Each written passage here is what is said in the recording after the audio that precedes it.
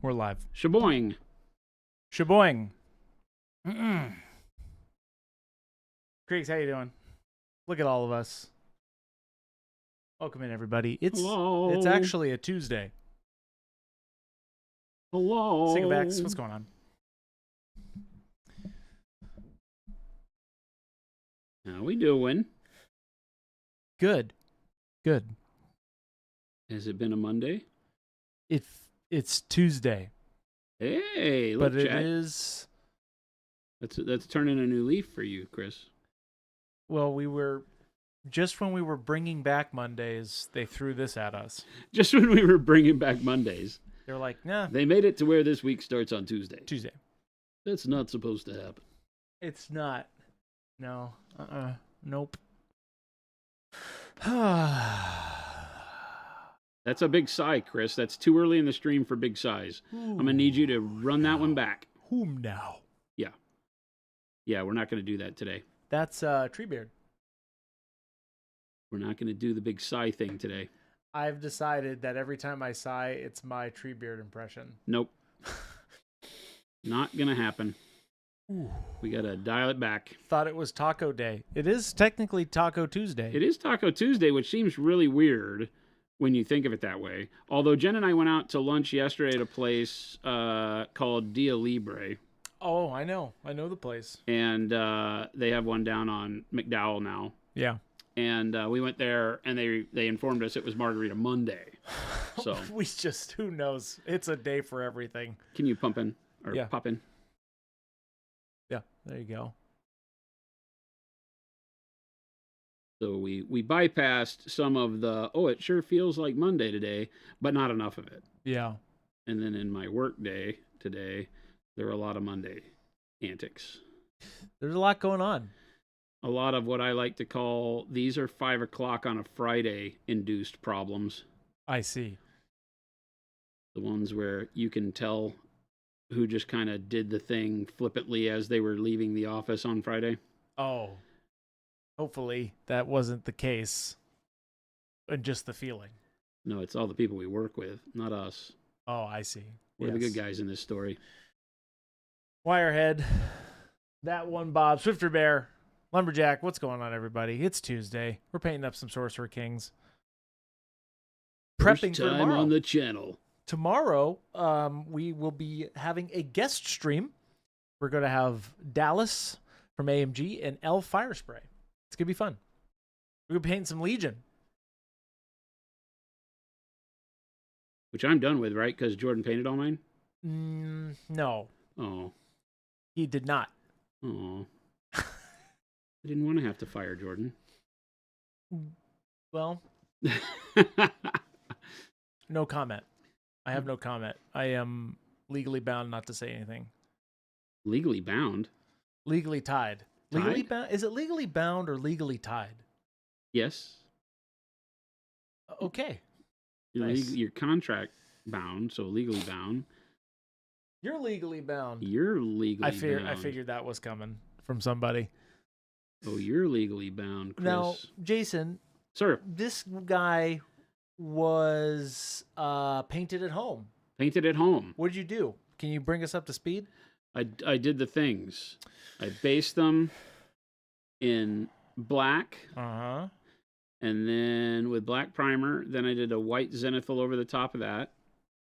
I went and focused in a bunch of white on the flames for his body, or his lower torso. Right. Genie smoke.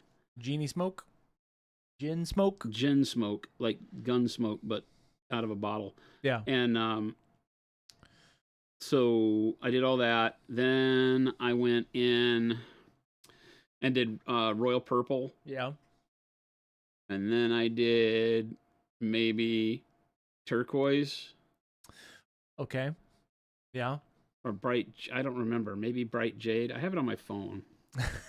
I have to remember at some point, right? Because if it turns out good, then we're going to have to reproduce this. But that's the problem with painting at home and not having a video record of it. I can't share it, and I can't remember it. We'll get it.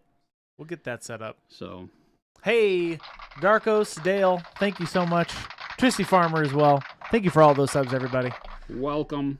Hey, gentlemen, got my airbrush kit in the mail today, and I've been binging the Blood Angels vids. Any tips to recommend for a first-timer for airbrushing? First-time tips for airbrushers.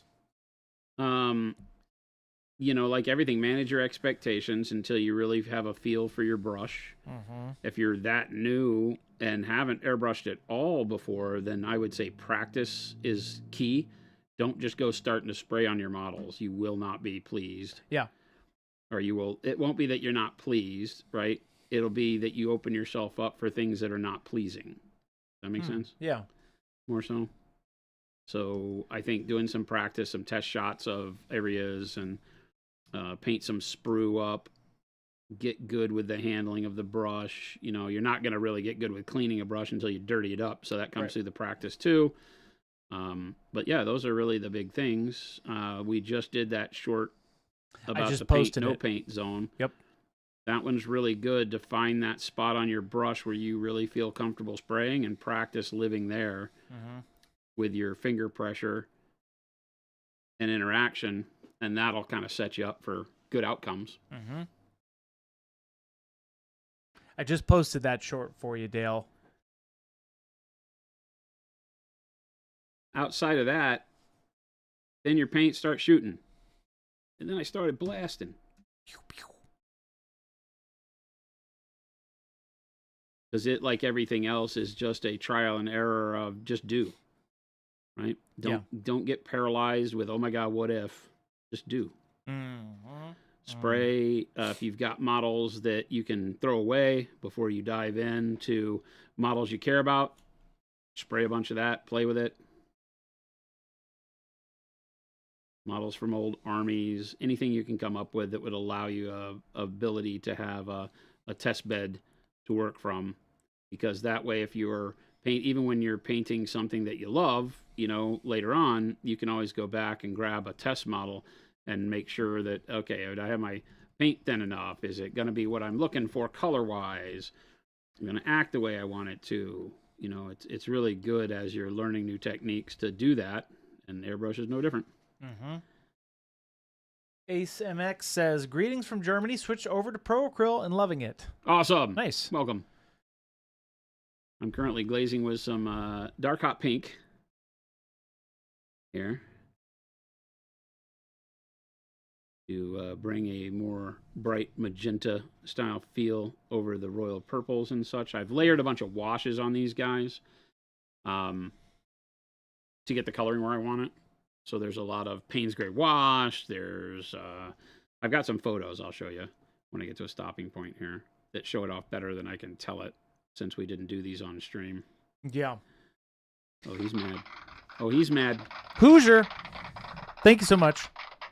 Chris is mad. No, I'm not He's like, mad. how dare you? I wanted to make sure I got thanked Hoosier there. How dare you, Jason, not paint on stream? I apologize. I didn't mean to get mad at you. You I did. wasn't mad. It's fine. Planetum... Chris. Sometimes your emotions aren't as controllable as you'd like. I'm not mad. Just disappointed. Oh, Dad. I learned it from you. Platinum says, I primed miniatures in Army Painter Primer. What do I do now when paint won't adhere to it? Should I strip them or just try a different primer over that first?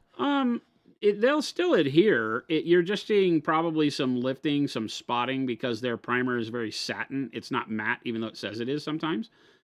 If their primer came out even the littlest bit shiny, it means that it's old.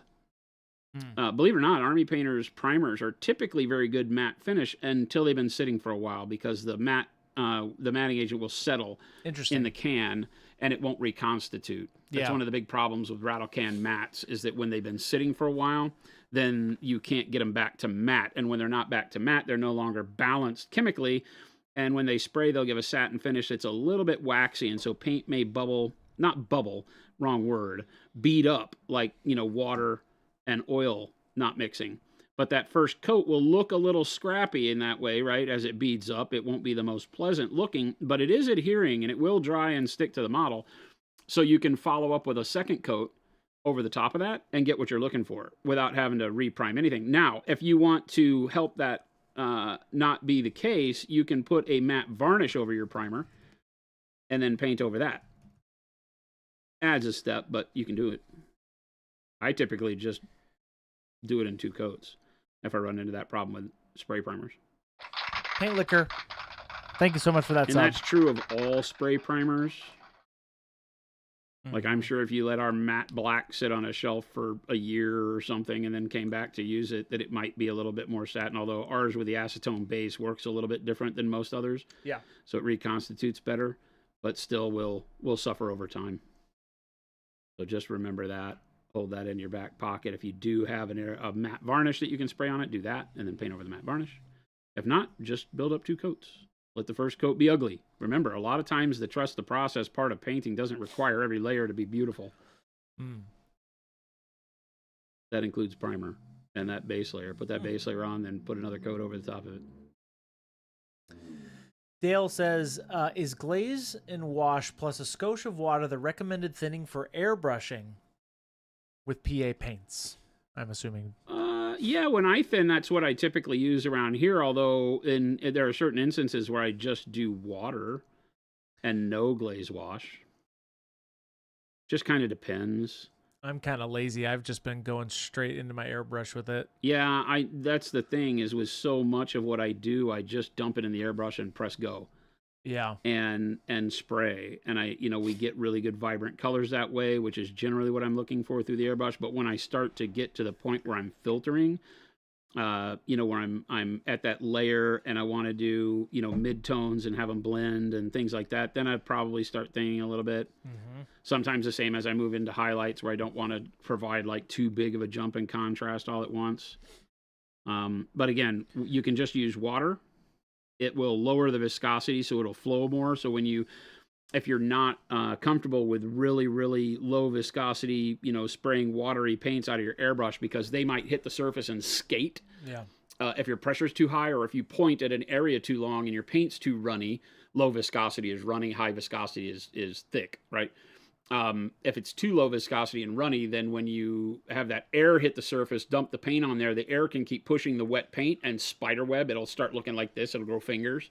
And you've probably seen that. It makes little starburst patterns that provide texture and don't blend well. So the wetter your paint is, or the more fluid it is, low viscosity like that, the more you need to be careful. So that's why I typically teach people to use the glaze wash medium, because it keeps the viscosity higher. Yeah.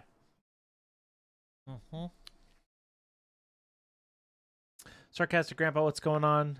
How men do? What's going on, everybody? How was your cooking class, Jason? It was actually okay. Okay, that's cool. Yeah, it was okay. It was good people there. Good people? It was less interactive and more just telling. Oh, okay. What did I do? I got to do the blood oranges we had like a fruit salad kind of thing that they did. Nice. And it had blood orange in it, and so they wanted, and I'm not going to remember what the heck they call it. Maybe somebody out there that knows the world of cooking would be able to help out here. When you go through on something like an orange, there is the inner rind between the slices. It has that membrane that's bitter. That little white membrane, like if you just eat an orange and pull your slices out, it has like a little thin white skin on either side of the slice. Right. There's a term for it, and they go and they slice that skin off so that what you're left with is just the meat. Yes. And none of that skin. Oh. And so I did that to the blood oranges. So I did learn that. Oh, that's cool. I hadn't done that before, so I learned how to do that, which was cool. I forget what they call it. It's I forget what it's called. Well, that's what the pith is, but when you take the pith off, they have a term for what is left over. I forget what it's called. Pithy? I said that. So you're cutting the pith off. Pith off, says Mike Tyson. Pith off. Pith off. That's funny. Twisty Farmer says, okay, I'm working on a model and it has a large cape covering its back. How do you go about painting the details you can see? Do you just paint it in darker tones, or paint it as if there's a light and glaze the shadow color over it? Okay, let me catch up with this. Yeah, you're good. I'm not understanding what I'm hearing. Where is this? Large cape covering its back. How do you go about painting the details you can see? Large cape covering the back. Are you talking about the details on the cape or the details on the model that are covered by the cape? I'm not... When you say details you can see, you paint them normally. That's what I don't understand. But are they under the cape, so the cape would be putting shadow on it? Is that your ask? Yeah, Help me understand, because you could be asking about details on a cape or details underneath a cape, the way you've got it written there. So if I've got, you know, a model with a big cape, right? Typically, I do the inside and outside of capes, different colors. It's just a unique way to dump another color on the model. But if you have a big cloak or something like that, you could be talking about what, like the details underneath are going to be like, you know, stuff like this. I haven't finished like the scabbard on him. But, you know, like on the other cape details and stuff, I don't paint as much to them. I just give them enough color to make it look like I paid a little bit of attention, but not a ton of detail, you know. So I might only work the elements underneath the cape up to a mid-tone.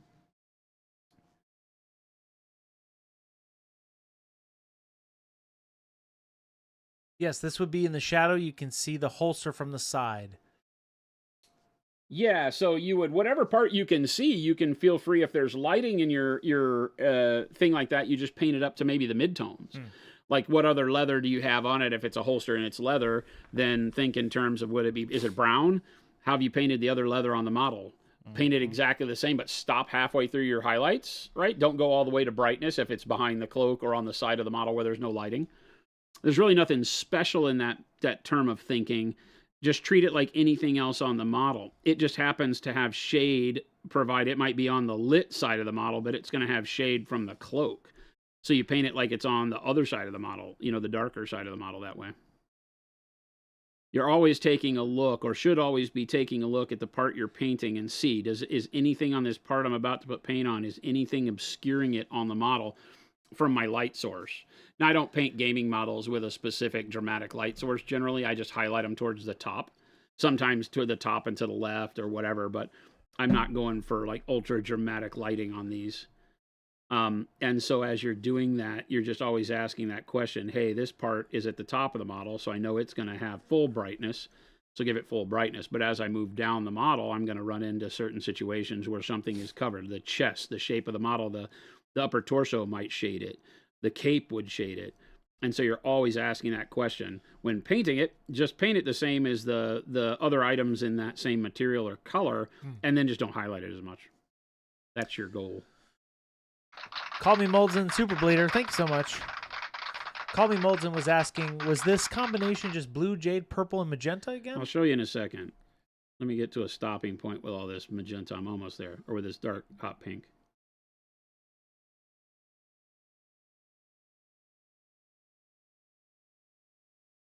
I have to pull. I have my phone here. And I've been taking pictures. I have been doing better at taking pictures when I'm painting at home, which is good. That's good. So that I have a record of it. Sure. And I painted. I posted the first steps on our Discord. I've been trying to do that too when I'm painting at home and not streaming, which I've been doing a lot of. Been getting the hobby bug has bitten me, obviously, over these last few months in a big way, bigger than normal. And so I have been doing a lot of work at home, whether it's building or painting or whatever. And I've been trying my best to capture steps so I can post it. But I'm not great at that yet, so. I'm so used to Chris will take the photo after the stream. Yes. And then I'm home and I'm like, oh. I do a lot of that so that I can remind myself too. It's like, we don't have a Chris at home. Mom, can we have a Chris? We have a Chris at home. No, honey, they're hard to take care of. We have a Chris at home. You have a Chris at home. You're going to have to take it out. You're going to have to feed it. You're not ready for this. And I'm not going to pick up the pieces. It's always my fault when things don't go right. You can go talk to your dad. You have to clean up after him when he poops on the floor. Oh my God, you don't even know how bad I have threatened a lot of people Chris with even, that. Like, Chris legitimately will sit here and tell you he'll poop on your floor. Don't mess with me, man. There's a 10% chance I'll do it and inconvenience you to the max. Not Jason, obviously. You know, that is a pretty big inconvenience, you know, if you were to walk in and it's like, massive. Did Chris poop on the floor again? Again? I've never done it. I've never had to. Everybody's taking me really seriously. Everybody's taking that pretty damn seriously at the beginning, so they haven't had to. Okay, let's bust out some pictures. I'll show you the step-by-step here. Who around the office takes Chris for walkies? Not enough people, Agrippa. Not enough people. That's Chris, why I got the after the treadmill. stream, we're going around the block. That's how I got the treadmill right there. Okie doke. So. Oh, okay. This is showing how I did the zenithal highlight with white over black, and then I focused white on the flames to get rid of most of the black, if not all of it. There's some gray in there. Then I did royal purple, pretty much on the whole model. And then I came back and did a light zenithal with a white over the royal purple. So I layered my highlight, my initial pre-highlight like this. Yeah. So that I've got black making the royal purple darker in the shadows, white making it brighter up top, and then covering it with a mist of white again. Then after that, I think this was bright jade. Okay. I'll check on that, but I think it was bright jade. I know it was. It was bright jade. And so bright jade over the top of all that gives me my purple shadows, my royal purple shadows, my bright jade top. Had I not done the bright jade would not be as bright. I really wanted it to be vibrant. Yeah. In my playing around.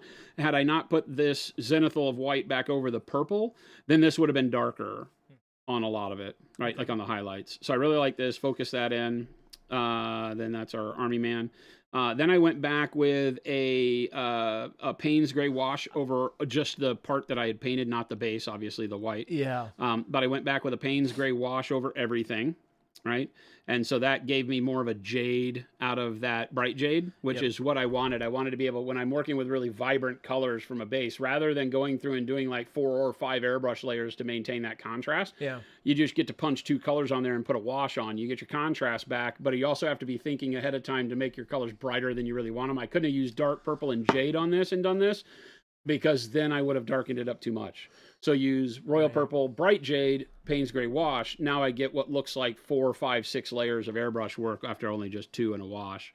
And the wash is just really sloppy put on, right? Then after that, I started loading on the blue with ultramarine on the skin. Okay. Right? Yeah. And then finally I went back with magenta wash, and I hit all the areas I'm going to be doing as non-metallic gold. Okay. That's cool. And that's where we're at. Nice. All right. And again, this is all just playing. This is all just having fun with color. I've been using these Conquest armies because I have 10 armies that, you know, when you think about it, you're like, oh, geez, they all need different color schemes. Because I could find myself just getting into a role and being like, oh, the black, red, and jade on the Uroni looks great. Let's do black, red, and jade on everything. Right. You know? We're using the darker jades on the Dwegome. And so I got to be careful. I don't want to get into it where all the armies look very similar. So the dark jades and the bronzes and the oranges on the Dwegome, and then reds and blacks and a touch of jade on the Uroni is pretty good. But we've got to be able to go in and find other ways to do it. So I just literally say, okay, well, what don't I have an army that's in that color, right? Because we know we're doing our city states in this bronze scheme, with the dark sea bin cloth, basically, and so with red highlights on things, and so that's going to be nice because we'll have big punches of red like on the Inquisitors that you've seen, right? So we'll have the big red robes and punches, shocks of red. There's only one unit that'll have this big shock of red on it. It's only 3 models, or 4. And so we'll have a little bit of red. We've got some of the giants in that army that'll be different. And then we've got the Weaver Courts that are, you know, browns and greens, like, you know, nature colors, right? So these are all like, you know, wood elf type models.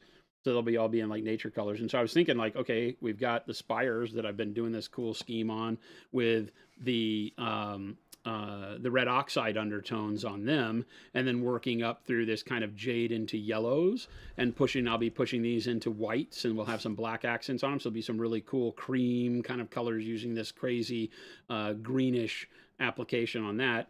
And so I wanted to go into more bright, vivid colors for the Sorcerer Kings, but I decided to do it in like magentas, oranges, yellows, blues, and still have that jade. So there'll be a little bit of that jade green that almost ties all of these armies together. Nice. It's just such a great accent color, but I'm using it in different punchiness, right? Like the dark sea bin is kind of like a very, very dark jade. The mid-tone jades on the dwarves, the bright jades on the Uroni, and then on these guys we'll come up with something that's a little more green for some of the cloth. Yeah. So just going through and trying to think like how can we make that interesting when we're doing it, and still come up with a color scheme that matches what I want for the army too. So all right, before we get too much further, I got to do some green on the cloth because the gold is going to go over the green. Okay. So I'm just going to do Green. Green, straight up. Straight up green. Now, Ace says, when you undercoat flesh in purple, red, and green instead of glazing flesh tone with a brush, could you use an airbrush? Yeah. Do you favor the brush over airbrush for that technique? Depends on the size of the model, obviously. The larger the model, like on a bust, yeah, the airbrush becomes really simple because the airbrush does a better job of applying very thin coats because it feathers it all on there. It's just with the dots. As long as you're comfortable and know how to airbrush, the airbrush can feather thin paint better than your brush can. And so the airbrush is really great for layering that up. It can also go over the spot that you need it much easier because it has so much more coverage in an area, whereas your brush can be more detailed. So maybe you do the airbrush to get your color laid on there first and then move to glazing as you move into your mid-tone skin and all that with the brush. So it's usually a combination of both. I don't ever just do all airbrush. I do all brush, but I rarely do, if ever, do all airbrush because it just gets to the point where it can't do finite enough placement of color, and you're going to need that in your skin tones. All right, so we're going to put some green. I don't know however much that is. Bakamaru says, all right, I hate being the one to derail Jason, but I'm also about to start on a 40K Thousand Suns army. I was a deep, you're saying you're going to do a deep purple shadow with high contrast, and that on that blue-green armor, what would you suggest for Thousand Suns? Deep purple shadow with high contrast on the blue-green armor, what would you suggest? Well, the dark purple base is great. High contrast on the blue-green armor is something like bright turquoise at the top end. Works great. So that would be my want, right? Because if you go from dark purple and then you finish with something like turquoise, right, at the end, and then in between, depending on what you're doing for your blues, you've got a lot of choices here. You could go from the dark purple into something like dark. Now, I don't know that I would want all that green in there. So maybe you'd go from that into something like, you could go dark sea Ben, right? Is a little less green. And then into something like dark gray blue. I don't know. It depends on how you want it. How blue do you want their armor versus green? Because you could do the jades into like turquoise, but your high contrast would be something finishing with like turquoise. Yeah.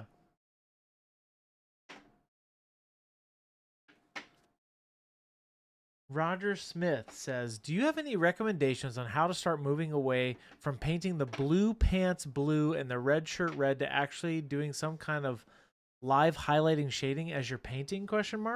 I love the question and the way you framed it because it is the next step, right? Is how do I start feeling like I can get more depth and life into my colors, right, rather than coloring book style, right? You're in the lines, you're feeling good with painting, the details don't scare you anymore. How can you start working outside of that comfort zone into making your colors seem more right, more vivid, more volume and contrast on them, things like that. And really it's all about starting to figure out highlights, right? Because once you can get your mind wrapped around every part of the model should have a dark color, a mid-tone color, and a bright color, right? Now, when I say that, a lot of people immediately think dark color is like black, mid-tone's like a blue, and bright color's like a white.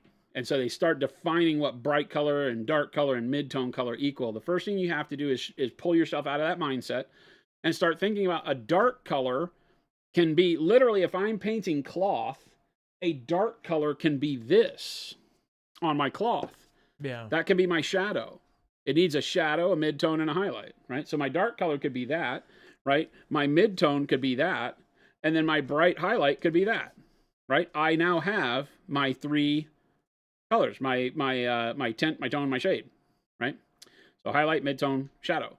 So don't get trapped in the thought that dark has to be, you got to start all of your cloth with, dark. Yeah. You don't. It will give you maybe some more contrast. So if you find that you do this and it doesn't have enough contrast, maybe it has some dark folds and you're not getting enough shadow there, then you could punch it a little bit darker, right? And you could do something like that and glaze some brown into the shadow, right? Yeah. And make it a little bit darker, a little bit darker, a little bit darker as you need to, but you can fix that in post. Chris loves that term.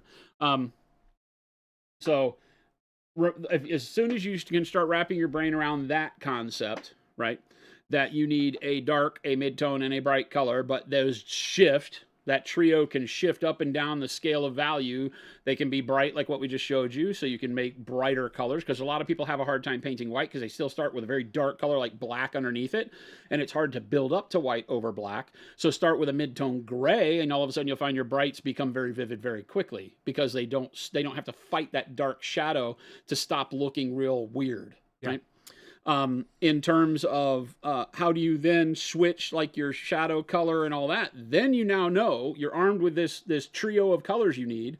Now just start replacing them, right? Your mid-tone is the center color. It's the one you want to pay the most attention to, because your mid-tone is generally the color of the thing you're painting.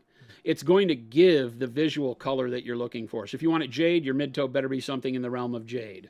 Your highlight can go to turquoise, which is more of a blue, right? And it can still look jade. You just have to control your turquoise color, make sure it doesn't overpower it, right? Because your mid-tone wants to have the most visible bandwidth, if you want to call it that, on the model to justify that color. So if I'm doing Imperial Fists, I always pick on them. That whatever that yellow I'm looking for better be my mid-tone color, right? And then I can highlight and shadow off of that, but that mid-tone color is what I'm looking for. That's going to define your yellow. Yes, dark brown, dark orange shadows, dark purple are going to define it even more by adding some nuanced color to it, but as long as you have your center color, so I'll go in and I'll pick something like these guys, right? And I'll say I want the skin to be blue, right? And I'll start with royal purple, because the royal purple I know is going to give me a really neat shadow color for blue. It's what we did on this guy, right?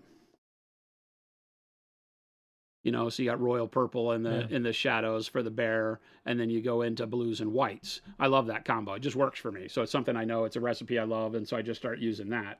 So you'll find once things click for you, whether you find it here, you try it on your own, you look for it in a book, you'll find some color combos that work.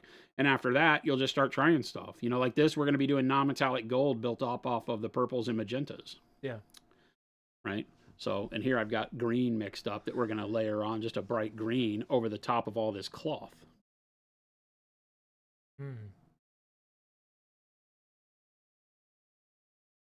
But it's super watery, so that it'll just start putting a hint of green on here, and I can just start playing with color, right? It's just going to move my color into weird areas that I can continue building as I want to. Okay. I like that. Mr. Dutch says, question for Jason. Recently won a Conquest Mastija Mini? And I'm curious on how you would do flesh hijacked and muted by a virus. I was thinking something towards purple magenta, maybe. Yeah? A virus. How would you do virus skin, Jason? Well, I think the key there is that hijacked term. Yeah. Right? So I guess, what does that mean? To me, when you say hijacked, I think like, you know, vampire skin is hijacked. Oh, right? Okay. The undeath has hijacked the life kind of way of thinking about it, maybe. Yeah. And so for me, when I think in terms of that, I want to give it some nuance of having been alive, possibly human, whatever race it was initially. So I will typically paint with the same undertones that I would paint for, say, Caucasian skin or African skin or something like that, and then do just different maybe a couple of different undertones, like you said, like, you know, maybe heavier on the magentas or the purples, things like that, make those come to the surface more. Veining does a very good job of that. If you start pulling out the veins on the model and painting them, whereas normally you can't see veins on, you know, like the face of a person until maybe much later. I don't even know. There's not like varicose veins on the face, I don't think, but maybe, right? But you're not going to really see veining on the body until you get like varicose veins later in life and things like that. And so you can start bringing the veins out. That's a more detailed painting method, because you're going to have to do like freehand lines to make the veins. Yeah. But veining is kind of a thing, like I think like the Borg in Star Trek, you know, and they get the veins and the bits and bobs under the skin, make it look like the skin is very unhealthy and pale and stuff showing through it, like, you know, almost like albino-ish. So that's a good way to do it. Color can just make it more gray, you know, so it looks like it's not operating at full capacity anymore. Play with color. You know, you start to learn that certain colors have more life to them, generally warm colors, and other colors have less life to them, generally cooler colors. You know, the more you turn a thing into neutrals like grays and whites, and then cool colors like blues, blue grays, those types of things, the more you strip life away from an object. So not that you're necessarily saying, hey, I'm painting this thing like undead, but that's a great reference, is that if it's taken over by a virus, maybe the way we think of life is no longer indicative on the model. It's not healthy, warm skin with red blood. You know, maybe the virus has tainted the blood, so the blood's a different color. It could be green, so now you give harsh green undertones to the model, as opposed to the pinkish undertones that come from having red blood, right? But it takes a little bit of thought, and you get to make that up. The fun part is that it's your creativity that gets to answer a lot of this question and say, what do I think this virus is doing to the model? Is it replacing the blood with nanites? You know, right. So you could have that as a thing. All right, Avian has a question. Planning to apply a pigment to a Dark Angels 40K Land Raider. I was thinking red oxide for contrast / storytelling, aka Martian-like desert. Would this provide too much contrast? Is it less is more? I was thinking of using 1 millimeter as a rule of thumb to apply to the bottom of the Raider. Appropriate. The vehicle? Yeah, Land Raider.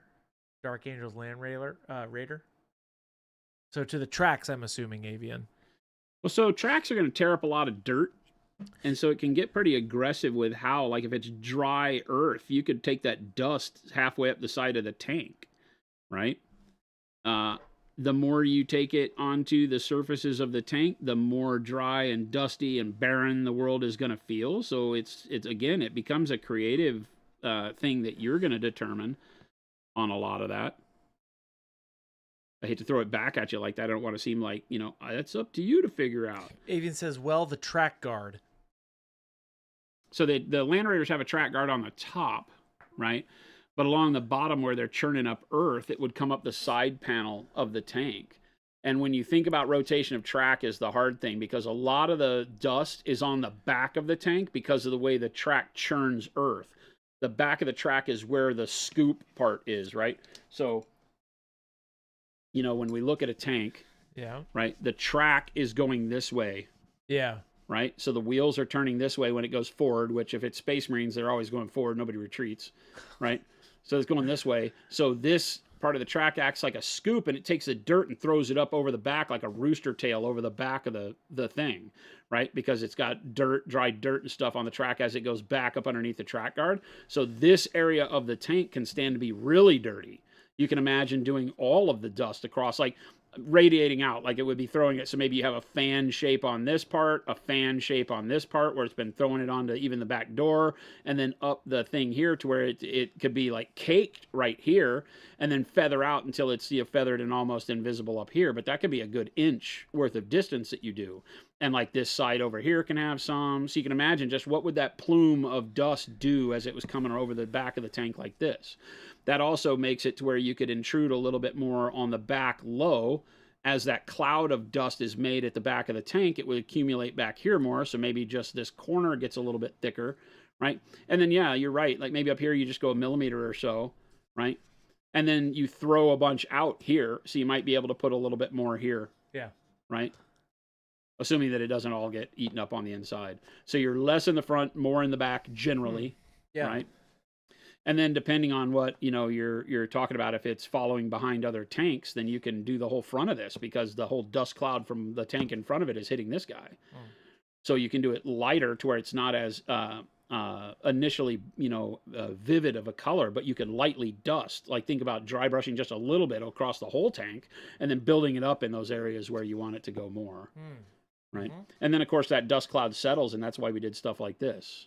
Like the red oxide down in the right. Recesses here could be where just that dust cloud hits it and then settles. It gets wet from rain and it settles, you know, so you're creating the whole feel of the tank and the environment over time, not always just right now. We talk about how we're painting one moment in that model's life, and that's the photo you're representing, but you have to think about what has the model done to get here in order to make it feel right. Like Right. there's been stuff before we get the picture, not just that it's, the things that I can see. It's all the stuff I can't see that played in a part in that environment too. So go crazy. Go crazy.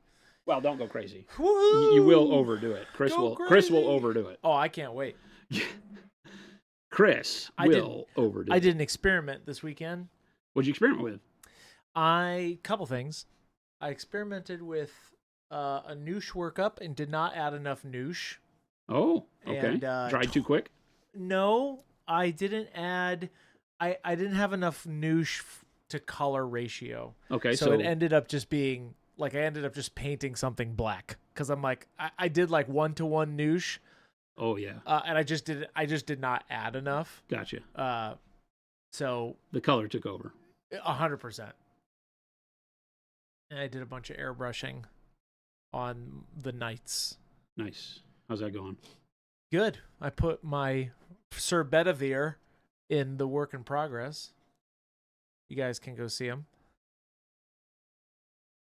I did some like masking tape airbrushing essentially. Very cool. Yeah. I started with him because his pattern is relatively easy. Is he just quartered? He is just sliced in half. He's just like yeah, it's bisected, half white, half blue. 2 panels. Yeah. Yeah, 2-panel. And then I just did a bunch of rusty or metal on them.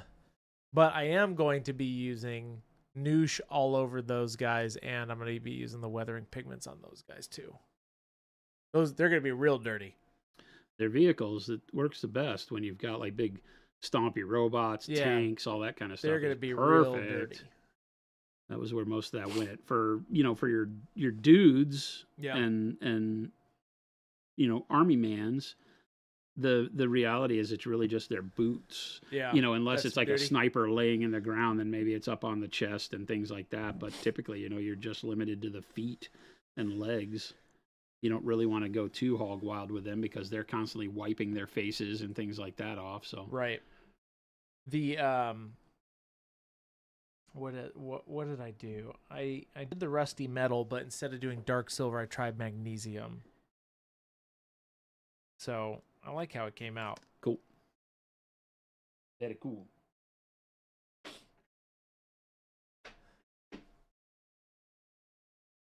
I need to find the stencils are what I'm struggling with for the emblems. I got to figure that out. How I'm gonna do because they're very generic, but then some of them are not generic. Like one has a sun with a mustache on it. That's King Arthur's. Oh yeah. His is the most unique. The other ones are I'm just gonna kind of find a stencil that works. Doesn't have to be exact, but that's my story, and I'm sticking to it. That's your TED Talk? That's it. Was that riveting content for you, chat? Riveted. Consider me riveted, Chris. Consider me redavelled, chat. I've been riveted. Lumberjack says, I'm so excited. I have an early day tomorrow, and we're not playing D&D. I'm trying to finish the last minis for Master of the Universe Clash of Eternia. Nice. Sounds like you got a day. How did I know that was happening? He started those minis like over a year ago. That's a lot of minis. I think you were saying Lumberjack was like 180. Seriously?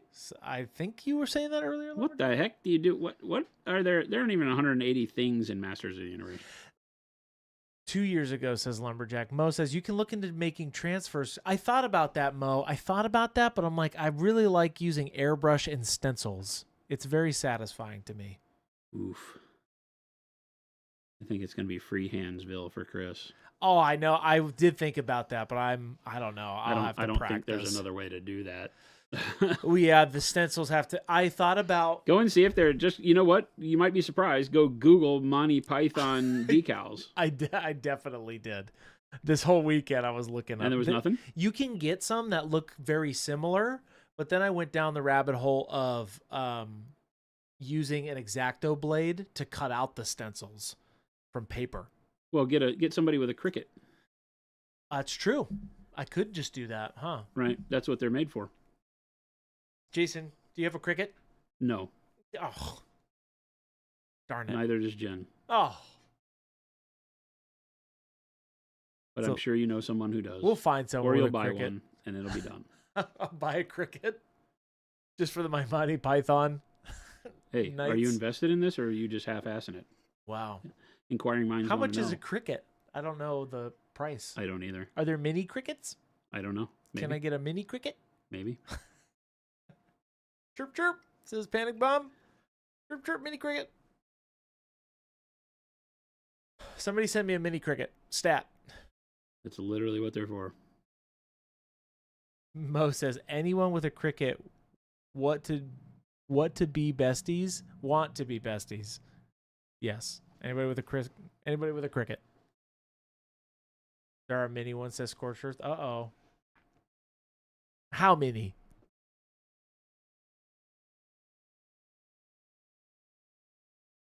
I was looking at people who could do it on Etsy for me as well. Yeah. There are people out there that make custom itty bitty ones. Stencils? Yeah. Yeah, they just have crickets. A lot of them, though, don't go under 3 inches for some reason. Don't go under Yeah. 3 inches? Like if I was going to make a square that's 1 by 1 or a 2 by 2. They probably have had a lot of problems with shipping small stuff and having it tear, Yeah, I've noticed rip that just apart. 3 is typically the smallest size. Yeah. You're on your own. Freehand. Then you already have all the skill you need. Just draw it freehanded on there. I don't know. We'll You can see. be forever indebted to me, and I'll do it. Forever indebted to you. That's like firstborn, sell me your soul kind of stuff. but, No, I mean, no. I'm game. Too far in debt. I got many Conquest models to build. We got the birds done. I got that samurai done. What else did I get done this weekend? No, I didn't finish You the got other the one. birds done like a long time ago. No. The birds. I had to finish the leader. Yeah, but they were done weeks ago. Yep. Not that many weeks ago. 2 2 weeks ago? counts as weeks, plural, more than one. I guess I just didn't finish them in my mind. It was before my mom was here. It was? Yeah, Wow. which has been longer now. So She was maybe here for just 2 weeks. maybe just the samurai is what I did. What else did I build for you? Like I The built paper dudes. Oh, the origami nights. I Origami forgot about warriors. those.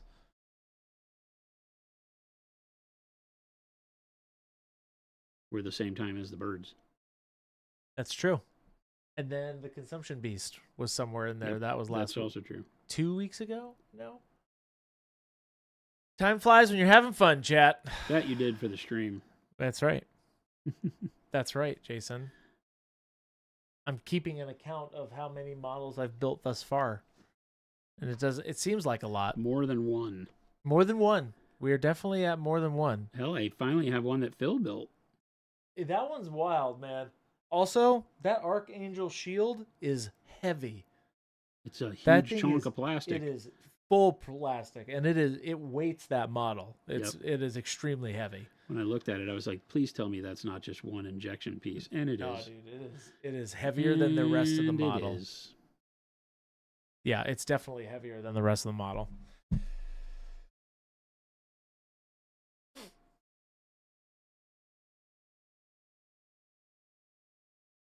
Colin says, how would you make a glowing effect without using an airbrush? For example, You can paint it. campfire reflect of a person. You can paint them. Oh.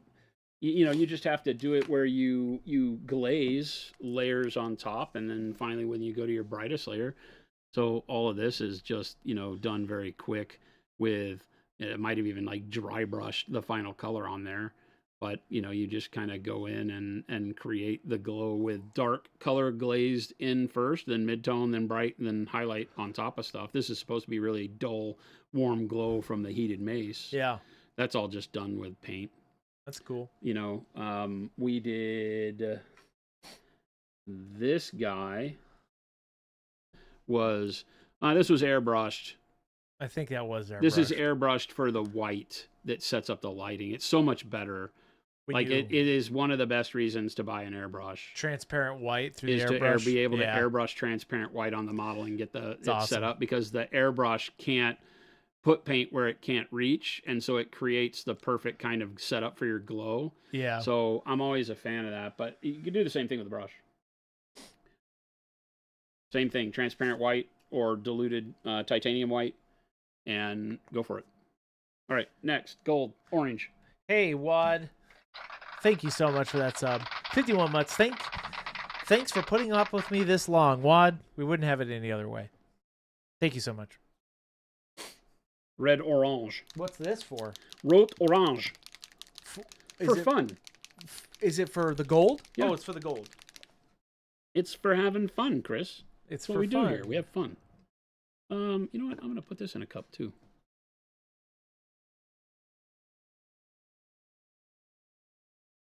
Awkwarder says that amp red orange is too good. Great. Caps intended. I love that stuff. Great. Oh, it's a great one. Great. We're not going to dilute this as much as we did the other, only because it's already less opaque. I think that's probably good.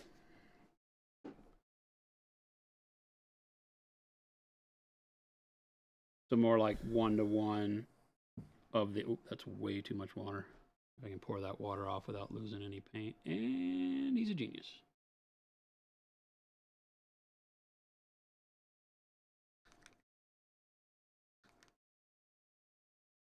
I don't know why I'm being so stingy with my mixes. Why are you being so stingy with your mixes? I don't know. When doing stuff like this, it's a pain because a lot of your paint gets thinned out on the cup and dries out, and then you're just left with not enough to do the job. I don't know why I'm doing this. I've been doing it at home, too. Like, normally I just make half a cup and just throw it away. But I feel like that's really wasteful, so I don't like doing that. Yeah. But when doing mixing in cups, it's the better way to go, for sure. Psyker says, gonna be more Legion painting tomorrow and find out about Dallas's cheating. Yep. We will be painting. I'm excited. We're gonna be painting some cheating Dallas. Can you center up for me, Jason? No, I am centered. I'm right where you told me to be. Literally right where you told me to be. No, I wasn't. I'm gonna put you in. Great. Yeah, we're gonna be painting with L Fire Spray and Dallas tomorrow. That'll be fun. It'll be a trio stream. We haven't done that in a while. Have we ever? With yeah, painters? you did it once with the signature artist. Oh, the signature artist. A couple years ago. Yeah. But we were going back. We wanted to do that again this year. It was last year, and we wanted to do that again. Or it was the Christmas before last. We wanted to redo it this last year, and everybody ghosted us. It was definitely a lot of, when I remember you guys did, it was a lot of back and forth, right? So we'll try to, essentially I'll have all three painters on the screen and then we'll switch back and forth, but there's a couple ways to do it.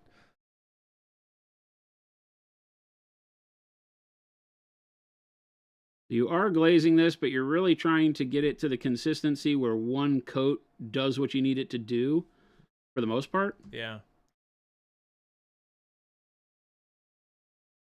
Boom. Yeah, Mo. Dallas isn't cheating. He's just making stuff as he goes. So technically he's not cheating. Well, okay. Wait. Well, don't shoot the messenger. He might not be cheating. Well, maybe he is cheating. Yeah. Like, how is that not cheating? You didn't even give out the rules. How can I play a game that doesn't have any rules? Well, you'll have to know the rules. You know the rules, but you don't know his narrative rules. That's cheating. I think he can do whatever he wants. He can. And I've signed up for it. So I'm the only one to blame. You did sign up for this.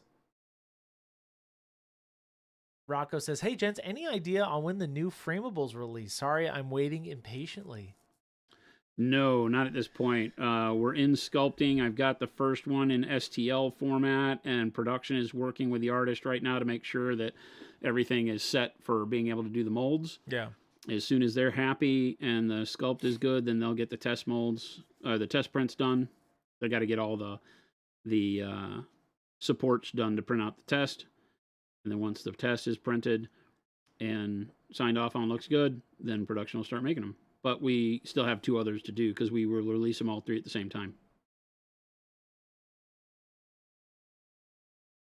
Yeah, so we'll be having a stream tomorrow with all of them. Be fun. Of a fun hobby nerd sesh. It'll be a good time.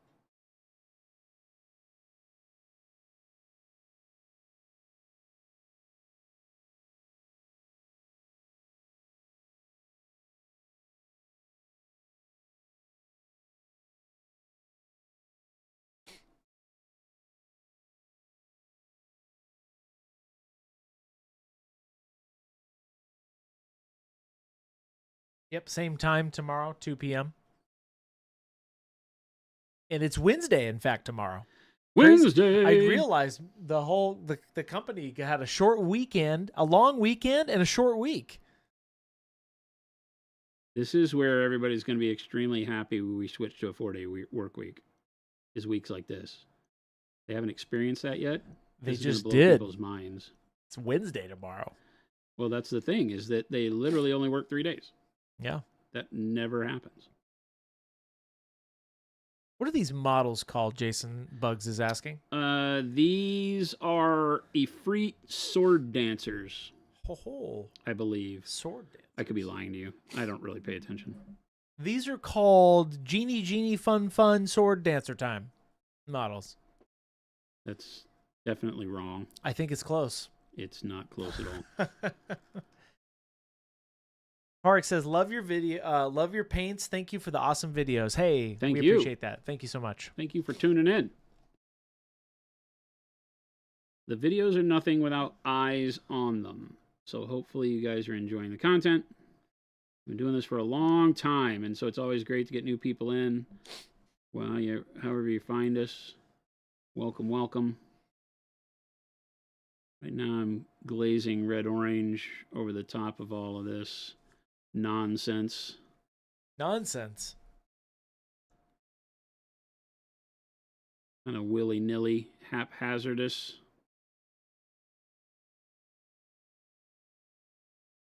I'm going to leave a little bit of the magenta showing, obviously, but I'm not afraid to cover it up in large amounts in areas too, because the way that the orange filters over this is that it's going to turn into an even hotter or warmer orange in the areas where I leave more of the magenta showing.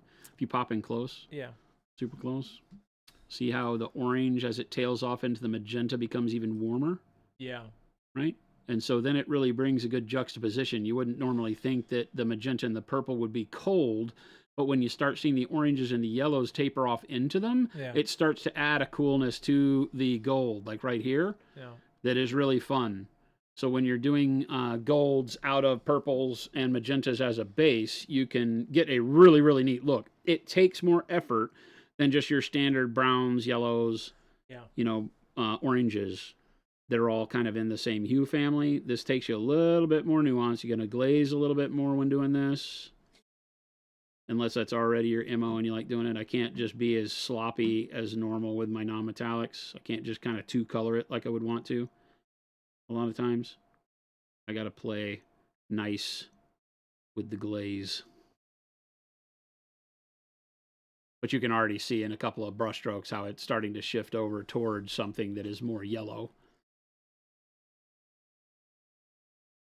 Very nice, very cool. Wirehead's got a question. Doing the same models as you are, but I would like to give them a luminescent look as though glowing from the inside. Any color combos you'd suggest? The easiest one to pull it off with, of course, is what the eye would relate to as fire, right? So oranges, reds, yellows, pale yellows, that kind of stuff, burnt reds. That's going to be the one that I think when people look at it is going to be the easiest to pull off. It doesn't mean you couldn't do any color, but again, you're dealing with an effect that you're really having to either be, number one, really, really good at doing that type of effect, or play around with colors that are recognizable for what you're trying to do. Okay, and so I believe that the reds and the oranges and the kind of fire inside works really well. That might be boring for what you're looking for. You may be like, I don't want just fire. They're fiery freets and fire slingers and sword fire dancers, and they have fiery tails, and I'm doing all of mine in various, not doing the glow from the inside, but I think that that's kind of the push, is to make it something that's either recognizable or go completely into uncharted territory with colors and do something like, you could do like this blue and white almost. Any color combo will work so long as you can push that. Brown won't, because you can't push brown to a bright brown very well and have it read like what you're talking about, because you want it to feel like a glow. But outside of browns, I think you could use almost anything.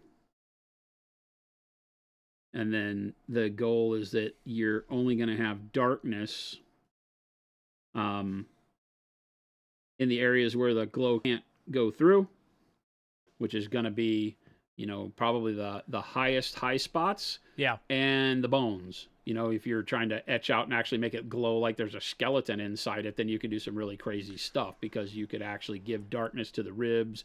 This guy's got his ribs covered, but you can start playing around with some fun stuff like the bone that runs down the arm. But again, trying to paint the inside of a solid object is always tough.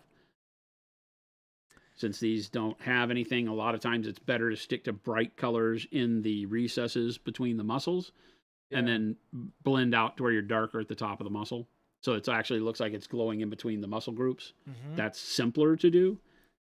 But all in all, it's a very complicated technique to pull off and make it look right. Yeah. Unless the model is built that way. The ghouls that they have for this army would be great to do that with, because the model is modeled that way. They have big holes in the model, and they're on fire. So they already kind of do what you're talking about with the sculpt. Yeah. Models like this that are made to be more corporeal are harder to pull that off with, because the sculpt doesn't play nice with you. It doesn't give you a good landing spot for your colors to tell the story, so you have to pull it off on your own. Yeah. Ogre says, I'm trying to replicate your skin effects from the face painting video. Even after the wash, when I try highlights, my guy looks like he has a skin condition. Is it my paint for the highlights that's too thick? Should it be a glaze? ? I would have to see it. Yeah. That's not something I can really give you an answer on without seeing what's going on. Feel free to put it up in the Discord and sometime later, probably not today, but tomorrow I can take a look at it.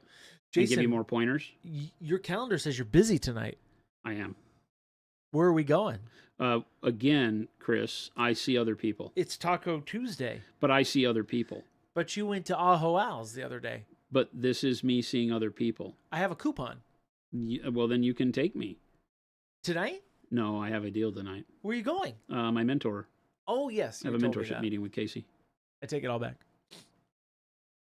I would love to go to Aho Al's with you. Are you going to Aho Al's Not just tonight? for the coupon. I like spending time with you. I just want to have that be known, and I'm saying it publicly so that you feel special. Oh, I appreciate it. I'm not even hiding it like I used to. I don't believe it. I don't believe it. I understand. Since Valentine's Day, I've been playing with the pigment powder set, and I'm loving it, says Scorched Earth. It's nice. Great, right? Going to throw Noosh in it tonight. Yeah, It's been really good with Noosh when we tried it on the stream. I was blown away. Honestly, I had an aha moment with the white with oxidation. Yep. I just did not, that did not compute with me. That's what the white is generally for. Yeah, I just didn't compute with me. And now that I've seen it done, it's... because a lot of times, well, number one, it's great for just mixing with the other colors to lighten and brighten them up, right? But as a pigment on its own, it's all about oxidation. Yeah. You don't realize how much oxidation there is in the world until you start looking at things like lamp posts. Oh, yeah. Stop signs. All of them, the paint in especially here in Arizona, right? Because everything that's paint that's left outside oxidizes. Fades away. All those crappy cars that you see driving around. There's a bajillion cars here with oxidized paint on the hoods and tops and things like that. Don says, out of curiosity, how long have you been painting? Overall, off and on for 47 years. I took some big breaks in there, upwards of 5-6 years. When I first went away to, college I didn't. In my music and hockey time, there was a lot less of this. But yeah, as you discover, girls and sports and things like that, you take breaks, I think. And but it was always for me the hobby I could come back to. Other hobbies never really stuck. I've done all sorts of stuff in my life, and none of them were things that I was always like, ooh, check it out, I'm going to buy a new model. Yeah. I could always know that going and sitting and building and painting a model, like what your dad's finding, is just very good therapy. It is. Right? It's just something where you could be like, oh, you know what I'm going to do? I'm going to buy me a model.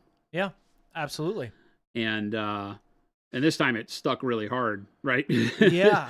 This time when I was trying to figure out, what I was going to be doing after I sold my motorcycle business, it was like, well, I want to do something where my art is now no longer just in the background. And believe it or not, my motorcycle business was kind of the one that spurred that, because it was very artistic in terms of how I designed things in metal. Yeah. And it allowed me to know that there can be a really good outcome for showing your creativity off in a public space. Yeah. Because I've always been, I don't know that afraid. I didn't ever want to think that my talent for art was not able to provide for me.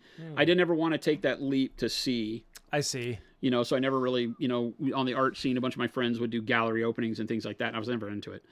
You know, I was always like, nah, you know, I'll give you some paintings, but I don't really want to work at it that much. It was something that I like keeping for fun for me. Yeah. But now this has been great. We have a lot of fun. It's still for me, but I get to share it with you. Yeah. That's why I don't do commissions, though. The project, my dad's a project-based kind of guy. He loves doing projects. I think that's why he's found a lot of satisfaction in it. Well, there's a process to it that has a start, middle, and end. Yeah. So for process-oriented people, it would be brilliant. So again, just a light glaze of the orange, but when I say light glaze, it's still a fairly potent color. Yeah.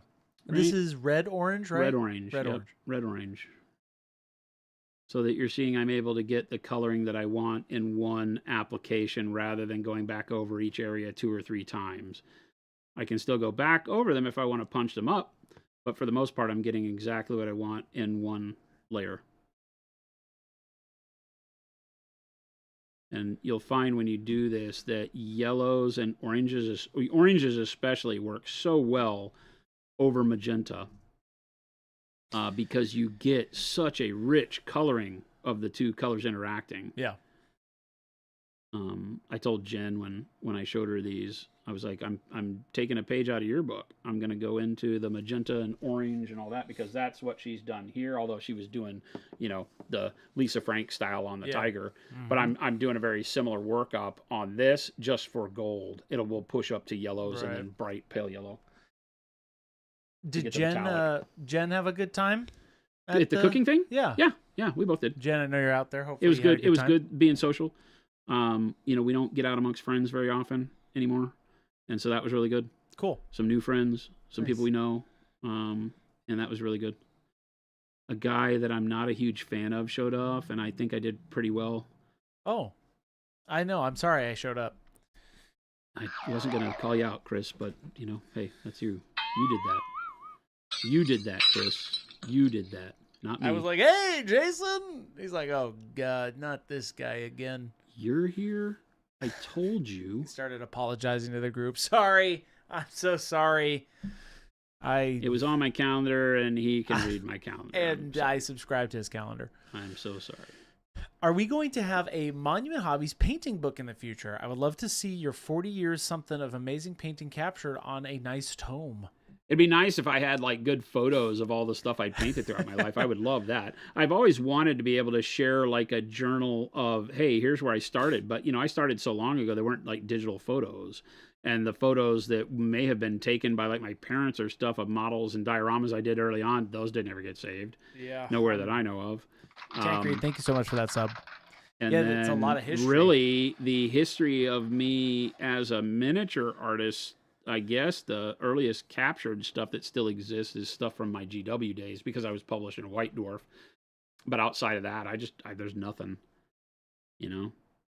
So, but people ask us all the time if we'll do a coffee table book that shows, you know, the progression of painting or something like that. And that'd be fun.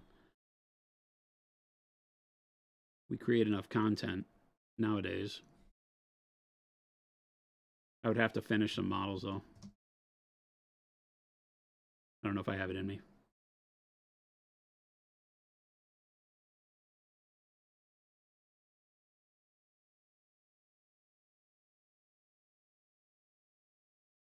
Again, I am starting this glaze in my brightest highlight areas and then just kind of feathering it back lightly into the shadows, not covering all of the magenta, but most. Yeah. Okay, because remember, this glaze will leave more of the orange where I stop my brush stroke. So I just start my brush stroke where the deepest magenta is and work out to where the magenta tapers off. And my orange will leave more where the magenta tapers off and become more orange, but it will feather that orange into like the shadows and give me that richer, almost red color, because yellow and magenta gives you reds. And that's what we're getting here, is a nice kind of almost burnt orange in the place where the magenta and the orange come together, which is nice. But you couldn't just feather burnt orange and get this same look, because the purples and the magentas are having a huge effect that we won't really notice as much. I mean, you're seeing it now, but you won't notice it as much until we put the final highlight on this. We're going to do a layer of yellow like this, and then the edge highlight of bright pale yellow, or pale yellow. Probably bright pale yellow. Redniv says, I always struggle to place more advanced highlights. Any tips on highlight placement? I especially struggle on cloth cloaks. I think that, I don't know your particular dilemma. I'd have to see some of your work. But one of the things I'm always saying, and this is not a direct answer, I guess, I'm kind of skirting it by offering up a tangential solution, is that you sometimes don't need more highlights, you need more shadow. What your eye is missing is contrast in some way. And a lot of times if you're, because when you highlight brighter, you change the overall color of a thing. Whereas when you shade it darker, you can keep the color controlled. And so that scares some people, because we get into a point where if I add more highlight to my red, if I go more bright pink with my red, it stops looking red and it starts looking like something between the pink and the red, and it looks your red looks off. Same way if I highlight with orange on red, at some point it looks orange and not red anymore, right? If you highlight black with too much gray, it starts looking gray and not black. You'll start pushing your midtone out of focus, and your highlight becomes the point of such big contrast. So instead of doing that, push more darkness into your shadows. It makes your highlights look brighter. One of the things that people don't realize, or they probably do because you've been seeing it your whole life, but you haven't been putting it into terms that you relate to in your normal everyday, is that when I put a brighter color on the model, every other color on the model looks darker than it did before, right? Right now, this model and these things, there's a bright color on here, right? But no, punch it back in, because I don't want the white in the frame, right? Because the white is the brightest thing on here, but it's not really painted, right? So on this, you'll have a color that's the brightest, and right now, it's probably the blue, right? You mean maybe the highlight on the green up here, but it's fighting between the highlight that's poked through on the blue and the highlight that's poked through on the green. The gold is still darker, right? So the blue and the gold, notwithstanding the little highlight on the sword that I haven't painted, that's still got the zenithal prime showing through, right? So you're fighting with the green and the blue. Well, as soon as I go through and put a brighter color, like let's say I went through and used white blue on the skin, as soon as I bring that onto the model, if I were to highlight the skin that way, every color around it becomes darker. The camera doesn't make it as evident, but as soon as we put that on here, all of the other colors drop down. So it will change the way your whole model looks if you keep going brighter. If you go darker, it makes everything else look brighter, which actually amplifies the color choices that you've made and has a more positive effect on the overall outcome of the composition in general. These are very 50,000 foot level terms that I'm saying, because you could put something on the model that's so bright, right, or so dark that it dulls the model down. Right, so you have to be careful. I'm assuming that you're placing your color correctly and you're not overdoing it, but if you go with darker shadows, then all the other colors become richer visually, because that contrast puts them more into focus. So if you can remember that, the first thing I would say is with cloth, you don't want to go too bright unless it's specifically a shiny cloth like satin, or I would say like mithril shirt or something like that, some magical cloth that shines. Latex, if you're doing a cat suit or some sort of shiny leather. But other than that, fabric doesn't shine very brightly. One of the things that we've done recently is this is all just airbrush on the red. Yeah. Right? And so I don't have much other than just pure pyro red as a highlight on this. But that almost works. I almost don't have to do anything with brushwork on this cloak, because the way my highlights are situated with my darkness, with the dark purple on there, it gives me enough shadow for the folds to take good, and it makes it look like soft cloth because it doesn't reflect much light. I don't have anything shiny on it. Now I will go with a brush and add some texture to it just because I'm crazy and I want to. But you could almost get away with leaving it like this because it makes it look almost like wool or like soft cotton. Yeah. It looks like if you compared to everything else. Right. If you just focus on the cloak on itself, it just looks like red paint. But if you look at the way I've textured everything else with contrast and the way the skin folds on it and the highlights on the drape here and the metallics and all that, and then this is so soft looking because that's the way the airbrush paints. Yeah. It actually makes it feel soft, like you could grab it and it would feel different than grabbing the cloth around his neck. Yeah. You know, or being the bad uncle and putting your hand on his knee or something, right? So you know how it's going to feel. The metal looks cold and hard. The red looks soft. And so when you think about that, I don't want to go much brighter on the red because every time I go to a much brighter highlight on the red, it makes it look harder. It brings it more into focus. It makes it look sharper on the edges. So you have to be careful with that. So if I felt like I needed more dimension on this, I would go into the shadows and layer more darkness in the shadows to pull that contrast out because I'm really happy with the red right now. So that's what I mean. So I hope that helps. That's a long-winded answer, probably more than you wanted to know. But whenever somebody says with cloth, what do I do? I'm always erring on the side of maybe you need more shadows rather than more highlights because cloth, like our little army guy, popping close on him. Yeah. You notice I didn't take my cloth up very much brighter. I should have taken the helmet up brighter on him because it's a hard bucket, right? And now it looks like it's covered with cloth because it's the same lack of shine that everything else. The leather has more brightness. The metal obviously has more brightness, right? But the cloth doesn't have very much highlight. It does have 3 layers of paint. It has dark shadows, so it still has dimension. Yeah. But if I go any brighter, it makes it look sharper, which can make it look more worn out. It can make it look, threadbare if you do it with texturing. But a lot of times it just makes it look harder and not like cloth. And that's the problem a lot of people run into is at some point in time, your materials don't look like what they're supposed to look like. And that's what we call those, like I know my colors are right, but something doesn't work. And a lot of times it's because your materials all look the same. You highlighted them all, the whole model up to the same level of brightness and reflectivity. So the cloth looks like the leather, looks like the metal, looks like the armor, looks like everything. Plastic, they all kind of highlight the same. And then it doesn't make sense because that's not how the real world looks, right? When you look around your room, just look around at the space around you right now and notice how many things have bright highlights on them and how many things are dull. And then ask yourself, what's that dull thing made out of? Made out of cloth, made out of a flat black material, like a lot of the electronics I'm staring at here, like this flat black speaker isn't shining as much as the bottles next to it. So, you start realizing that's the importance. And it goes back to what we said earlier, that when you want to jump out of just painting inside the lines, where do you go? You go to starting to realize that you need to go from a dark, mid-tone, and bright color on everything on the model. So you give depth to everything on the model. But you don't go to the same darkness and the same brightness with everything on the model because then it all looks the same. Okay. The more you know. Well, hopefully that doesn't put the rambling into focus too much because sometimes I go off on these tangents and I feel like I didn't answer the question. I think you answered the question. You kind of are answering a lot of questions at once, right?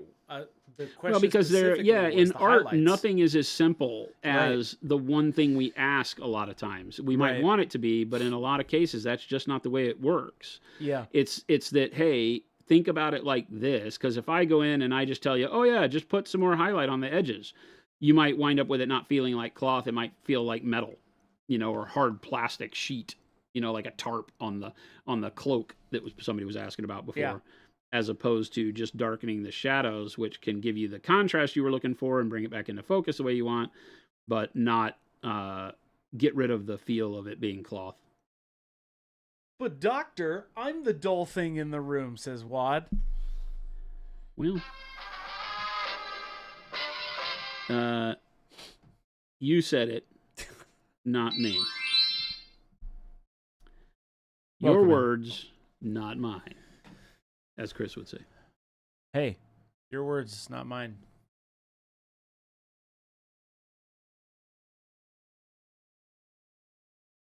Renhive says, just copying what I wrote above the long answer. Very thankful for that answer. It might be true that I tend to over-highlight to the point of pure pastel colors. For the light, I just struggle with light directions. Yeah, it's tough. It's a tough one. Well, and a lot of times we trap ourselves because we kind of go really bright in our midtones, and then you feel like you have to add a highlight, and you go brighter. If you watch me, you'll notice I start with much darker tones with everything. Yeah. Because I know I'm going to go brighter. My highlight has to be brighter, so I'm going to leave my midtones fairly dark, like this skin. Everything in here is the base color, except for the metal, right? Because I'm doing this crazy work up on the metal. Everything else is the base color I want it. And then when I finish, I'm going to push that highlight on top of this to get contrast and texture and all of that. this will then become the right color. Right now it looks dull, and so you might feel like you're forcing yourself brighter. Like if I started with a brighter blue because that's what I had envisioned for this skin, you have to remember that it's the combination of the shadow, midtone, and highlight that give you the final look. If you paint it bright blue, then you still need to highlight it to give it contrast and depth. But if it's already bright blue and you highlight it, now it's brighter blue than you wanted, so you have to tone it back a little bit, realizing that if you go too far in any direction, you'll bypass what you were looking for. And it just comes with practice. Being comfortable starting with a darker color is one of the things that people have a very hard time with, because a lot of people don't come from a background of having the experience to say, oh yeah, I know what happens when I add a bright highlight to this green. Yeah. You just put the color green you want to see on the model. So you paint Dark Angels and you put, a brighter green than you want to see. And then when you highlight it, it doesn't look like Dark Angels anymore, or so whatever other model you're talking about. So that's why I say these things, is that just remember, I'm a fan of always going darker than you think is necessary, because then all the techniques that we use, like glazing and things, will have a much better approach for you, because when you glaze dark colors, they brighten up over brighter surfaces. And so if you glaze with like bright red, if it goes over a white or a bright highlight, it becomes a more bright red than you really wanted, and it can upset your whole idea on the composition. Roadside Miniature says, I have decided that 2026 is my year for non-metallic metal and non-Caucasian skin tones. Any advice on that? More so to the skin tones. Yeah, treat them like every other skin tone, right? Caucasian skin and dark skin all use the same color palette. And when you get comfortable with that, I would say practice your Caucasian flesh tones with the colors you use, or look at the way you paint Caucasian flesh right now, and then look at those as being like your dark color on your Caucasian skin is, unless you start really dark. Like if you start your Caucasian skin tone with black, brown, or dark flesh, which you can, and you build up a lot of bright colors over the top of them, don't go to your darkest, but go to your midtone at that point. But for most Caucasian skin, you start with something like shadow flesh. Think of shadow flesh as your highlight, right? Your midtone or shadow for Caucasian flesh is your highlight for the darker flesh. It's that easy. We've laid out a lot of times that the palette for flesh tones is not divided by race or area of the world. It's just divided by temperature and value. And we all have the same red blood, so the same pinkish levels show up in palms and around noses and eyes on every flesh. But I usually show it like this: black, brown, dark flesh, right? You probably are going to have a warm brown in there, and then burnt umber, and then shadow flesh, advanced flesh tone. Can you pull out further? Yeah. Right. And then into these. Yeah. Right, as you get into like tan flesh, peach flesh, dark shadow flesh, right? Those colors, right? Yeah. Ultimately, that's kind of your range. You can add in like warm flesh, bright warm flesh, or warm flesh and dark warm flesh, right? So you've got this. That's every human on the planet, right there.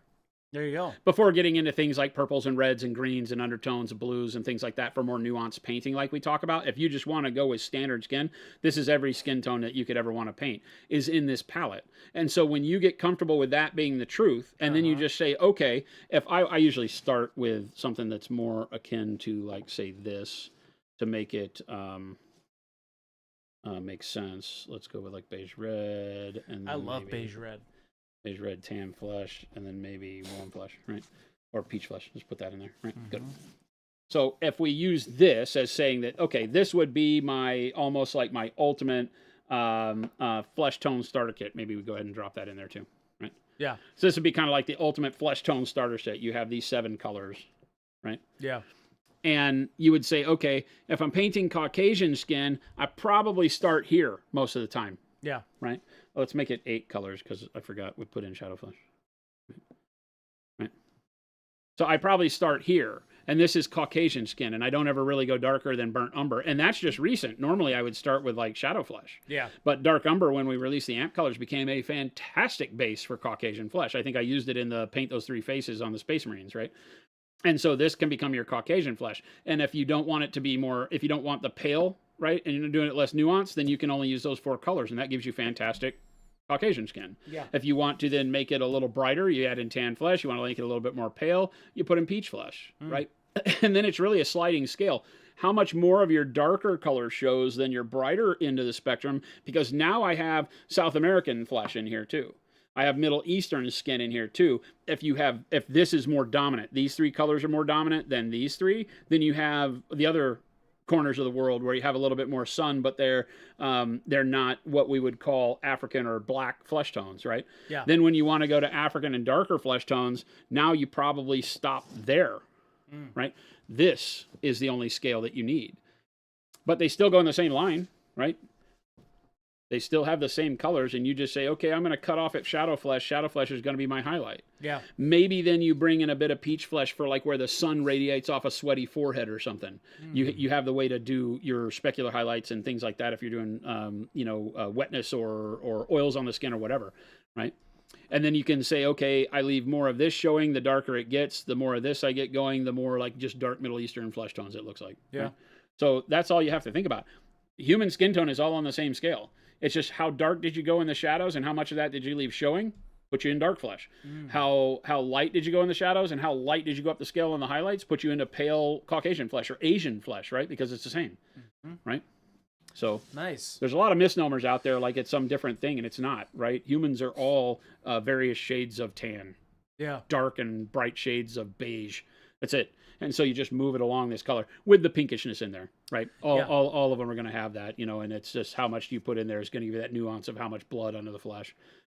I've done, like African tones in just these 3 colors. Yeah. Heck, I've done it in just this to great effect. You just mix in just a smidge of this into black brown for your first highlight, and then you get up to where you're nearly pure shadow flesh for your ultimate highlight, and it can look great. Yeah. So you can do it with just 2 colors.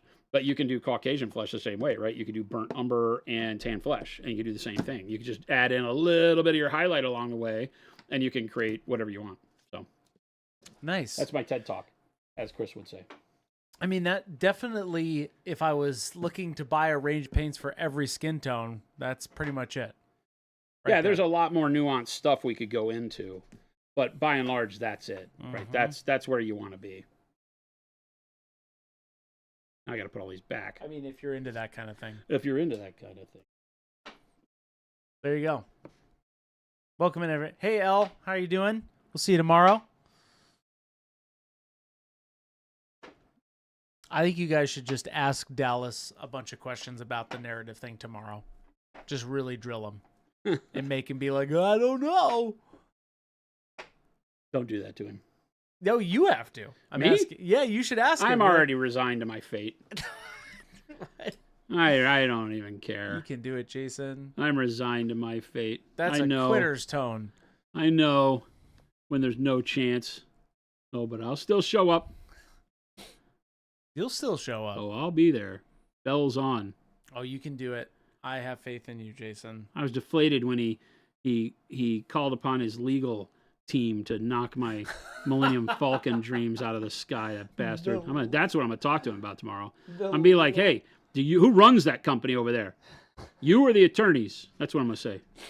Well, you or the attorneys, and he's gonna go, the attorneys. The attorneys. I want to keep my job. Yeah, he's gonna say, I want to keep my job. That's what he's gonna say. He's like, don't get me fired. Swifter Bear says, with the standard 28 millimeter human skin, do you still do the nuanced underpainting? I'll post actually, we're working on this video right now. We've got the answer is you can. Yeah. It really just depends. Like we did those faces, you'll see it. That we did one of the Space Marine faces, and you can on characters and stuff. When you take the time, it can have a very large impact. Is it necessary? No. It is largely unseen at that scale, especially on things like Space Marines, unless you're spending that time to make each one a centerpiece, because I would tell you to go look at Eric Swenson's kill team, and you'd see that, holy cow, You know, Oh, he didn't spend a lot of time because he's a quick painter, but he put a lot of effort into making those faces look really good, and it adds a lot of dimension, a lot of contrast, a lot of storytelling, a lot of emphasis on emotion on the faces that he put on. So yes, you can do all sorts of great stuff. Did he underpaint them? No, he just did his standard layering on them, but they look as if you can, tell that there's blood under the skin, 5 o'clock shadow, that kind of stuff. So it's worth putting the time in if that's your goal. You do not have to do that with every model unless that's your goal. That's why we talk about painting being something where the only real plan you need is to plan out your expectations on quality that you're going after. Yeah. So that you stay within the confines of that quality being what you turn out. Otherwise, you burn yourself out on time and effort. Yeah. If you sit here and aren't honest with, like if I sit here and I say, I just want to make these 5-minute models. I want to have these be on the table so that I can play on the weekend and don't care what they think about or what they look like at all. Right. That's a thing. That's a fair thing to say. But don't get tied up in the fact that when you do that, you don't like the outcome. Right? Don't try to, push yourself into the misconception that, everything I paint is to, display quality, but I'm going to try painting an army to crap quality just so I can get it done. Don't be surprised. Well, there's a crap quality that, Sure. And you shouldn't be ashamed of it if that was your goal and you can stick to it. You can be like, nope, this is my get it on the table for the tournament quality. Yeah. Doesn't matter.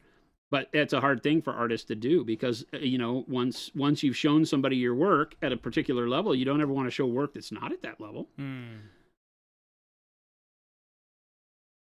But painting faces is one of those that drives a lot of that going on. Is like, okay, it's like painting eyes. Do I want to take the time to put eyes on all my models? Yeah. Chris was like, oh yeah. My short answer to that is I don't no. have to paint the eyes. My short answer is never. I think it's again. fair to say his takeaway from that was, why would you paint the eyes? Why would you paint the eyes? I need 15 good reasons. Well, we can give you lots of good reasons. You want to. You committed to yourself that was the kind of army you were painting. That's fantastic. True. Do it. Do it. 15 reasons.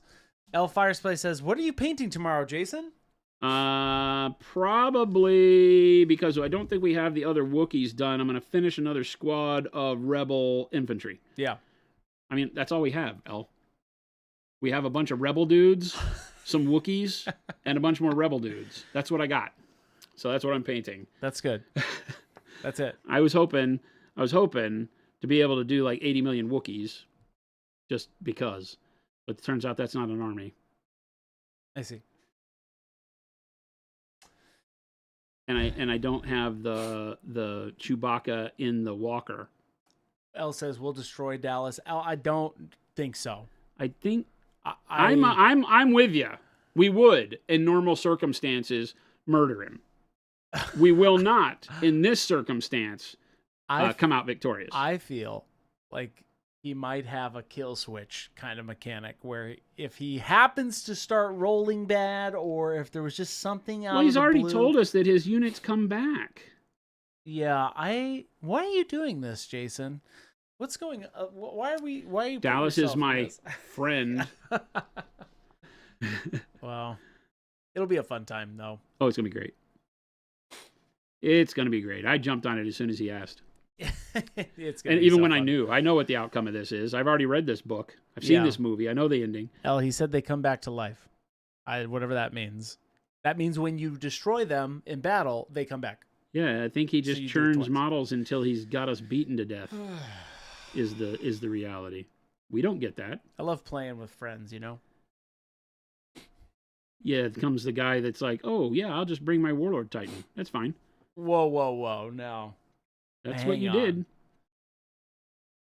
That's the way you play with your friends. Not me. That's you. I asked. You said, as a matter of fact, you know what you said, Chris? You said, "Oh, you'll enjoy it." That's what you said to me. You will enjoy it. You said, "See, you will enjoy it." You said I'd enjoy it. You'll have fun.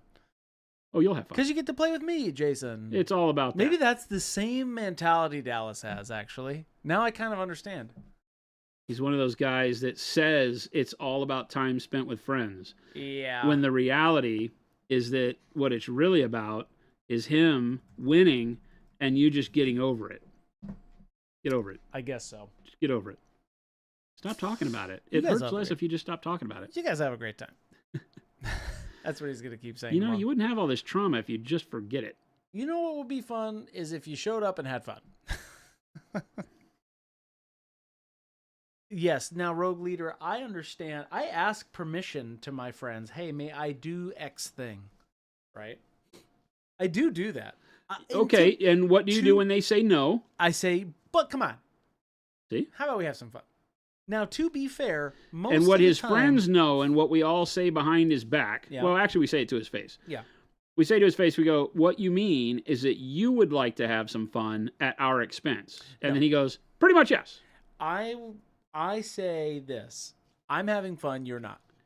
And whose fault is that? it's yours. Yours. Because you said yes. Yeah. See? That's the way it works. This is Chris. Welcome to Chris. I won't. Philip said he'll play the Titan. Philip is the only one. Philip's the only one. And Chance. And Gabe. No. They'll Gabe play. didn't say he'd play the Titan. Yeah, they would. He didn't even have an army. He does. Oh my God, that He Emperor's needs- Children thing that Kyle gave him? He needs to build it and get his act together. I'm looking at you, Gabe. I guess he does. I'm gonna have my knights. I have my Custodes army. I'm ready to go. A Warlord Titan. A Warlord Titan, not Imperial Knights. What are they called? Quester family knights, and then Custodes. I'm ready. That is a pretty impressive ensemble. Not gonna lie. The knights are gonna be fun. All right, we got some orange on there. Ba-pow. Yellow, it's time for yellow. Blue MTG player in the making. I do not play blue. I do not. I see you, whoever said that. I know, but that's what I'm saying. I actually and I applaud you. avoid blue. I applaud you. because for that. blue is not fun for anybody. Bismuth, because why would you use any other yellow here? We're already warm enough. If we use warm yellow, I feel like it's too much orange. We'll let the orange and magenta seep through the bismuth to give us the warm yellow, and then we'll have that bright bismuth gold. You can seep through the bismuth. Oh, you see through it. You like that? I'm going to give you the bismuth. I'm going to give you the bismuth. Wow. I got a cup out, and then I didn't put the paint in the cup. That's you put it on the palette. Such an idiot. I was not born right in the head, Chet. I Now think gotta you guys waste will all have this a paint. great time fighting Dallas or attempting to.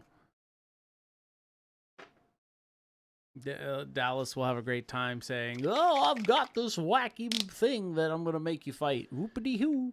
How did you do such a Pretty good. perfect impression of Been Dallas? working on that for a long time. That's pretty good, I'm Christopher. glad you brought that up. Pretty good, Christopher. Hoopity hoopity hoppity.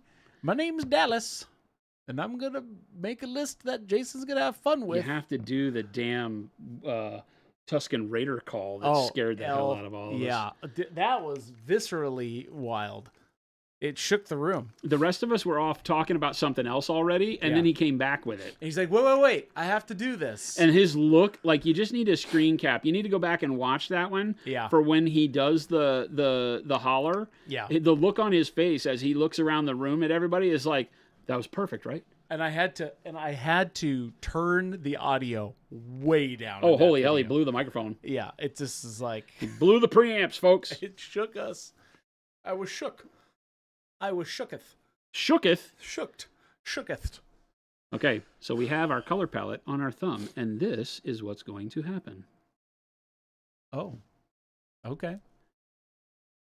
Do you see now? Do you see what I see? Boo-boo-boo-boo-doo. I do. I do. Thank you. That's a poop joke. I do. I do. Everybody does. Good. I do. Actually, Chris, if you go to Mock Dallas, you need to make your own theme song. It says TK421. My own theme song? I don't understand. He has a theme song. He has a theme song? You've met him, right?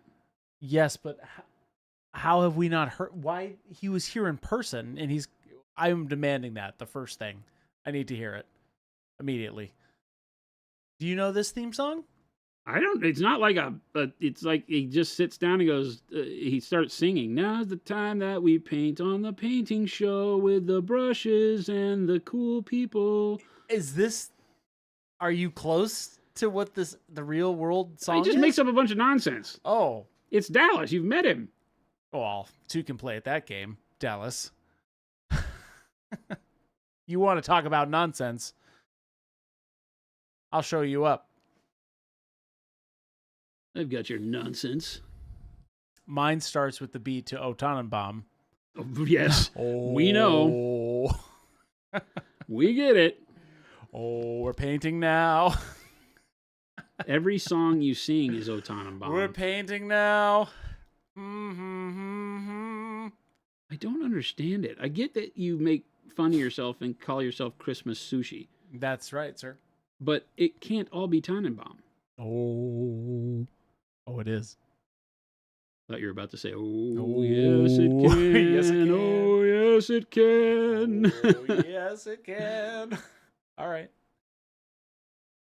Well, I hope you're all here tomorrow because we're going to get to the bottom of this. We're going to have a fun time. You like how I keep saying that? You have made it very clear that I have fun. part of tomorrow's plan is that everybody's going to have a fun time. Jason, are you going to have fun? I am always having fun when you're around, Chris. I want you to look at my gold. That's gold. Oh, I love gold. Here, let me zoom in. Oh, Gandalf. Gandalf. What are runes? What are moon letters? That's cool. Chat would make Dallas do stuff paying bits, like wacky stuff. I don't know. Monument Jabe says, what did you do to Chris? Did you let him eat? I haven't eaten today. I don't think he's eaten. I had a power bar today. Oh. It was unapproved. He did not get approval for that power bar. Elle says, that's looking amazing, Jason. Wait, thank you. You want to know what else is looking amazing? Jason's Legion Army.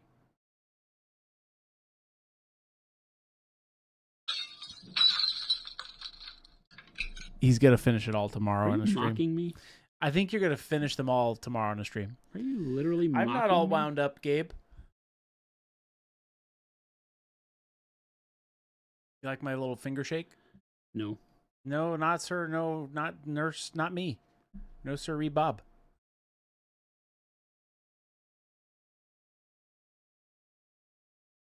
Wirehead says Chris is hangry. He is starting to look a little Steve Buscemi. Hey, take it easy. I am a hot little potato right now, Gabe. That is correct. Whoa. Okay. Come at me. Here we go with Chris acting like he can bar fight. I'm ready to go. You want to get nuts? Let's get nuts. I told you, Chris is a guy that if he got in a bar fight, he would just drop trowel. That's what he would do. He would just pull his pants down and end the fight right there and then. He would just end the fight right there and then. L Firesplay, we'll see you tomorrow. L, take it easy. We'll see you Looking forward to it. It'll be fun. I said that many times. Be nice until Chris shows up to the fight. That's right. I'm ready to go. No, you're not. I'll fight to the death. No, you won't. I will. You won't. I will go berserker mode. You won't. You don't even know what that means. Oh, I'm ready. Just you wait. Chris watched a movie. I watched a Van Damme movie. I watched a movie. He watched a Van Damme movie. He's ready. He watched a Steven Seagal flick. He's ready to go. I love the sound that you make. I am so ready. Come on, man. Like that? I find it very humorous, yes. The little known fact about Chris is that right after he was done training Tiger Woods, I got into the ring. He got into the ring. He is the MMA. MMA stands for Masushi Martial Arts. Masuchi. Martial Arts. There you go. That's what MMA stands for. He doesn't like to admit it, but that's it. That's me. He was the silent partner. Those who can't play, teach. What I've known. You're welcome, Tiger Woods. That's a momentous occasion. He's actually not shying away from the fact. I deny that entirely, legally and boundly. Oh, boundly, legally. You heard me. I did not do that thing that Jason is telling you, and that is for us and for legal. My producer taught Tiger Woods how to golf. Speaking of legal, Jason, speaking of legal. What? We weren't.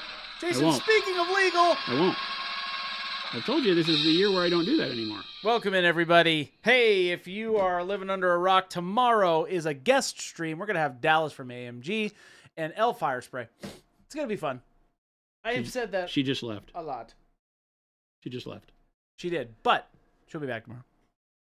So if you are around tomorrow, Don't miss you it. should watch stream. Don't miss it. Wednesday. Wednesday. Smoke inside. Your ticket will buy you the whole seat, but you'll only need the edge. Frigid Phoenix says, I have to say, oh, hey, Frigid Phoenix, thank you so much for that sub. I have to say this, and I know I said it a month or two ago, but honestly, from priming to dry brushing to standard paint application and all the different types of blending, Pro Acryl changed my life, expected my skill level increase or appearance of skill level increase at least. Hey, Frigid Phoenix. Awesome. Thank you so much. We appreciate that, man. I am proud, Dad. I am proud, Dad. Fenren says, I'm starting an orc model and Awesome. taking inspiration from the super saturated WoW green orc. Any recommendation on the blue to green skin? I'm having trouble with wrapping my head around it. Of moving from blue to green? Yeah, blue to green skin, the WoW. The WoW. I know you're talking about World of Warcraft, but WoW. So when you want to go from one color to another, the easiest way to think of it is that whatever blue you do as a base, start mixing the green to that, and it'll make all the decision for you, right? So you take, like, if it was just like our blue and our green, you could take that, mix them 50-50 for your mid-tone, and all of the thought is done. You're finished, right? It's already there. And then you just keep mixing in the color, the green in this case. You would just keep mixing it into the blue as you go, and you'd wind up with fantastic results. If you're not comfortable with mixing colors, then it becomes a little bit more intense to pick out the colors that are going to work out of your collection. But, and I don't know what colors you have, but going from blue to green is something where I start thinking like, okay, what is in between? Like jades. So I'd probably go into jades for that mid-tone. Mm-hmm. But it's a lot easier than the analysis paralysis will make it, is the key fact, right? Sometimes you just got to do it. Hey, So- I'm into that. You just got to do it, chat. Give it a whirl. The bigger issue is that when you're newer at these types of things, you may not be as confident with like techniques like glazing, and those are the techniques that really help out when you're moving between colors, because they can help to correct when you might make a little bit of a mistake. But if I'm looking at it, like, let's just take a blue. Let's take dark blue. Okay. So if I have dark blue as a base for this orc, Yeah. and then let's say I went to dark jade after dark blue, because Okay. it's a bluish green. Okay. And then I would probably go to, say, green oxide after that. And then if you just want green, then you go green, bam. Green. And there you go. That would be a really good transition from blue to green. And then you could use like bright yellow green for final highlights if you wanted to. Yeah. So if you're just trying to pick colors, I think these four work great and move through that color spectrum really well. You could, if you're good with mixing, you could just do that. That works well too. So you can cut colors down. You'll just have to do your first application of green as a mix between these two.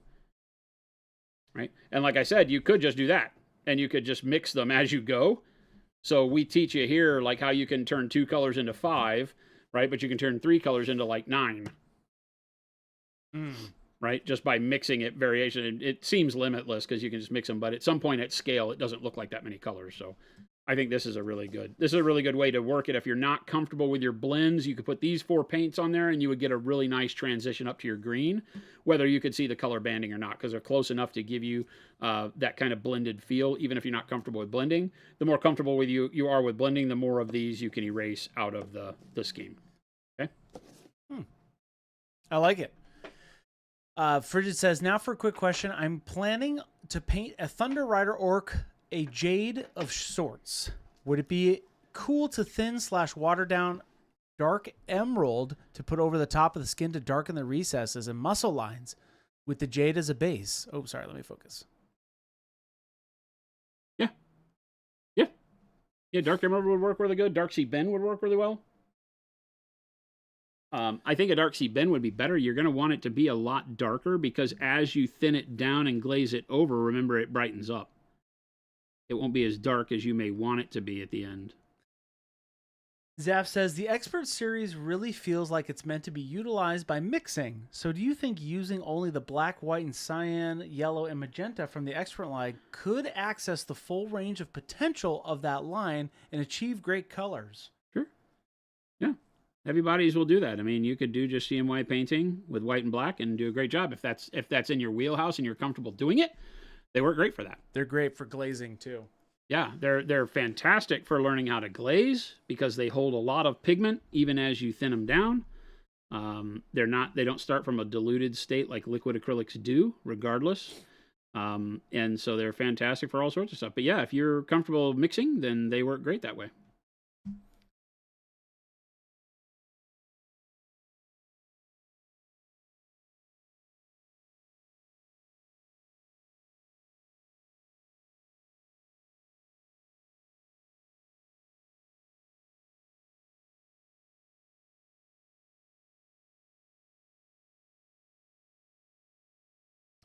For a shadow color, what would you say is difference between Payne's gray and dark navy blue? Payne's gray is darker. Dark navy blue is a little bit more desaturated. I love dark navy blue. A little bit more of a, it moves a little bit more gray, dark navy blue does, but they're still both fantastic colors. Payne's gray I treat more like a black, right? It's like a chromatic black, more so than a blue. It's just that chromatic nature pushes it into the blues, so.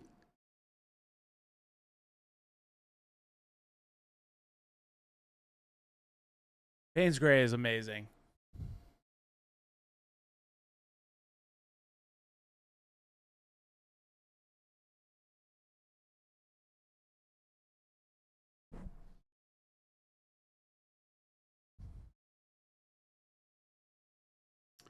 What color are you going to do the smoke underneath them, Jason? I'm thinking like a Witchfire green. Oh.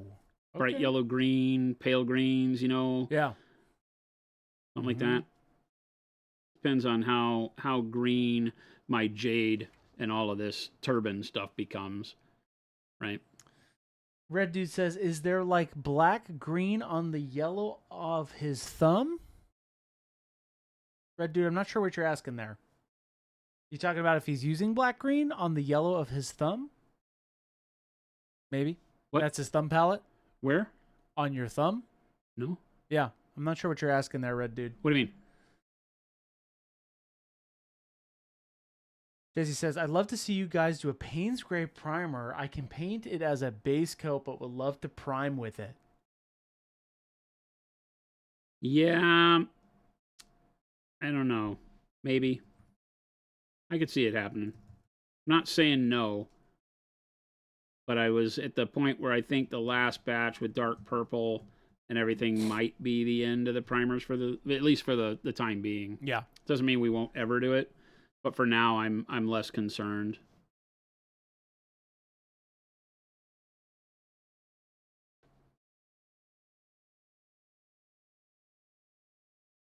Christian says, question, I'm painting a fire phoenix and the transparent paints have been perfect for that fire effect. Yep. For smoky tips on the flames, would you stay with transparent or opaque?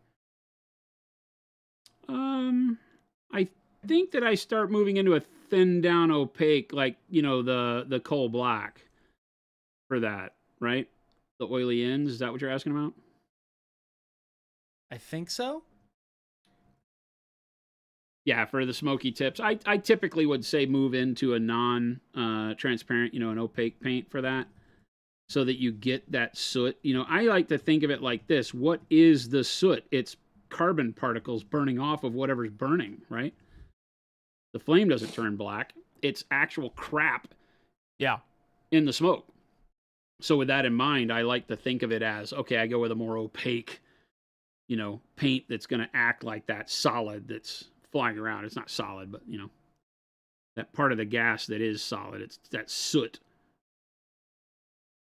You can still thin it down, but that way you get to play with it, whereas the transparent won't build up enough intensity quick enough, and you'll probably find out if you were to use like transparent black for that you'd go back to the opaque and trim it out anyway.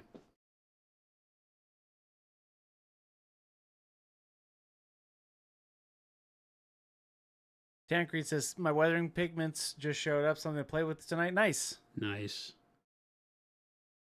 Amandu says, love the color combo on that. Also will work well on Aztec models. Oh, the 100%, gold? Yeah. Can you remind us what that gold workup is, Jason? This is basically royal purple, magenta. There is some of the bright jade in here too, because I did the whole model. I didn't really, so it started out the same way. It has the whole royal purple, bright jade, Payne's gray wash on it. Then I do the magenta wash over the top of that. And then I did dark hot pink, red orange, and now bismuth yellow. Okay, Red Dude, I think I get what you're saying now. Jason, I'll let you read this. Hang on. Mm-hmm. I think that, thank you for explaining it. I get it.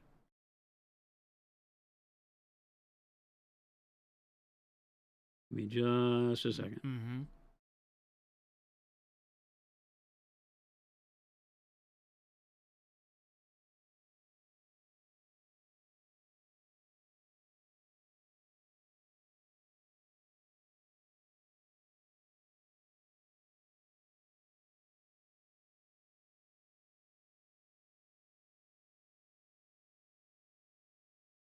Okay, what color did he plan to have like in the background, would like make shading, because I see his skin like light green, blue skin is like the background green with red. Do you get what I'm saying?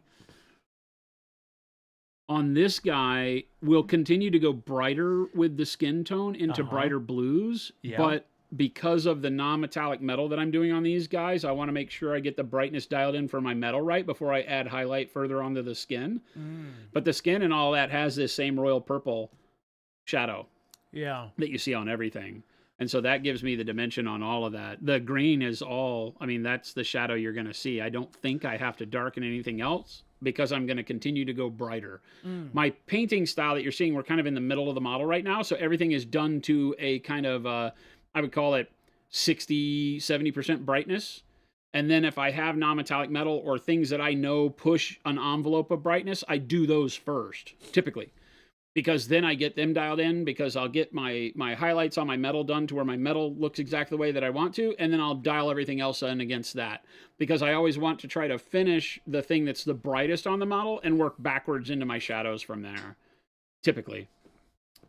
There are cases where I already have done a model or a color scheme so much that I might finish another part of the model first.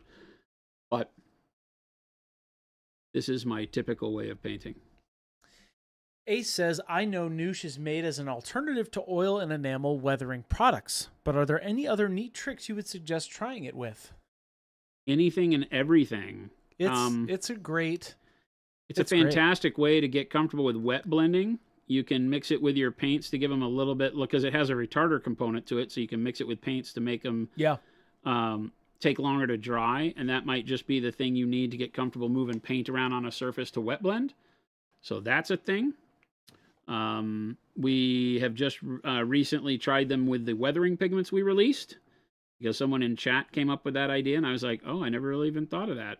And it worked like a champ. It was a great way to do like streaking and and drip weathering and things like that. So that worked great. So yeah, I'm a big fan. People use it in a myriad of ways that you would never think of.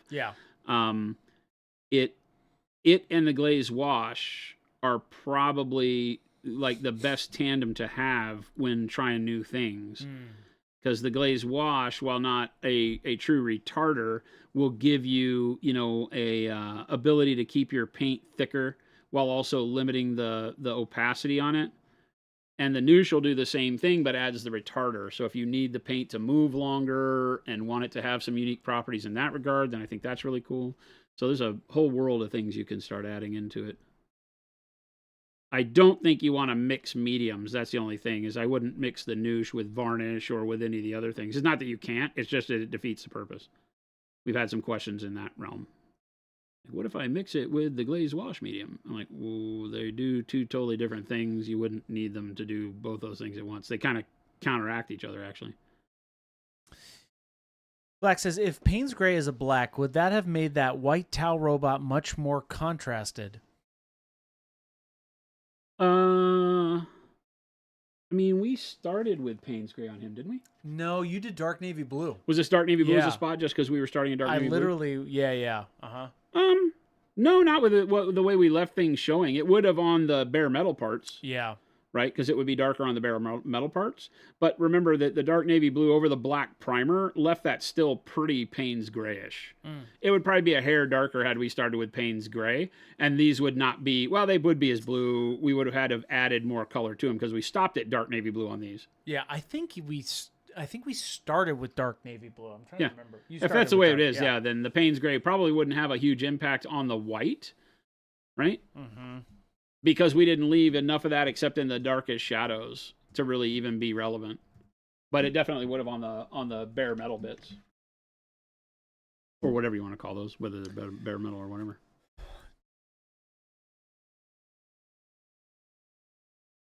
Jason, it's almost time. Almost only counts in horseshoes and hand grenades, Chris. I'm still painting. It is almost time, though. Horseshoes and hand grenades. Yeah. You never heard that? No. I haven't. That's where almost counts. Horseshoes and hand grenades. I'm going to go a little bit long, so. That's fine. Because I have to go to my dinner at 5:30. And I don't need to leave here until like 5:15. Oh, you're staying here then. So I'll probably stay. I will be leaving. That was very abrupt, Chris. I'm sorry for whatever I did to you that makes you act that way towards me. Apology accepted.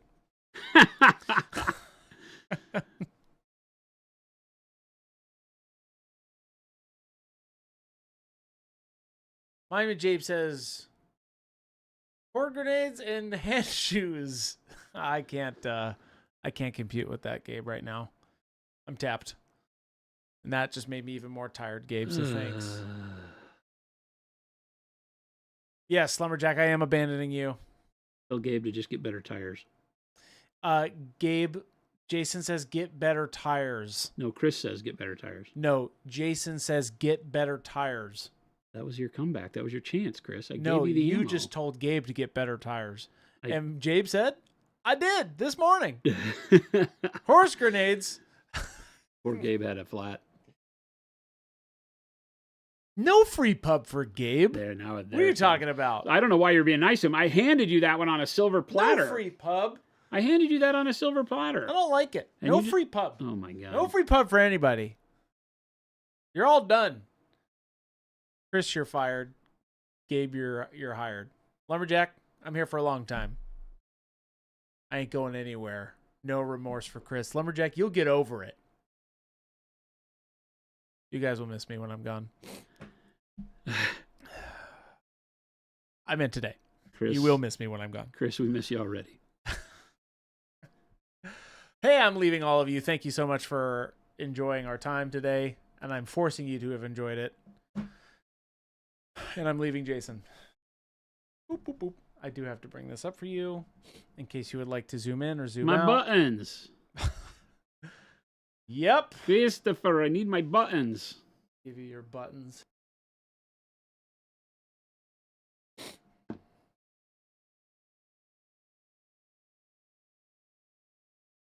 I was going to say, shrinking from that corner always worries me. I don't know why. I break out in hives whenever you go to try to shrink a window from the close X corner. No, I'll do it. I know you did. You're crazy, dude. I just watched you. I like living on the edge, Jason. I can tell. You're insane. You're like a serial killer. Only serial killers shrink the window size from the X. What? I need proof. Your backyard? I don't have a backyard. That's what they all say. That's what all the serial killers say.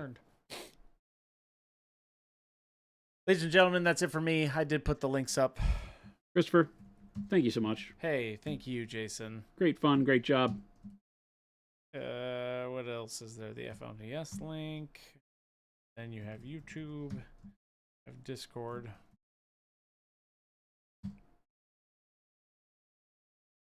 Thank you so much, everybody. I will see you all tomorrow, because tomorrow we will be painting with Dallas and L Fire Spray. It's going to be a fun time. And I will have a good night. Tomorrow. Jason, good luck out there. Have a great dinner. I will, Chris. What are you doing tonight? Any big plans? Hot plans? Got a hot date? No, I am resting. I am tired today. Oh, all right. He's resting, chat. I am.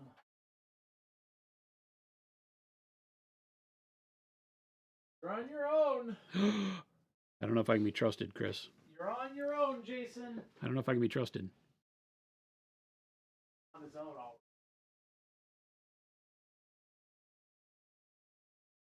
He keeps snipping at us as he walks down the hall, chat.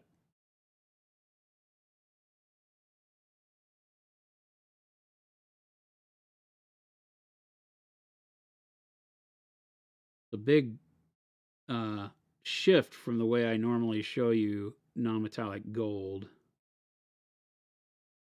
I hope you're seeing the benefit of moving into something like this that allows you to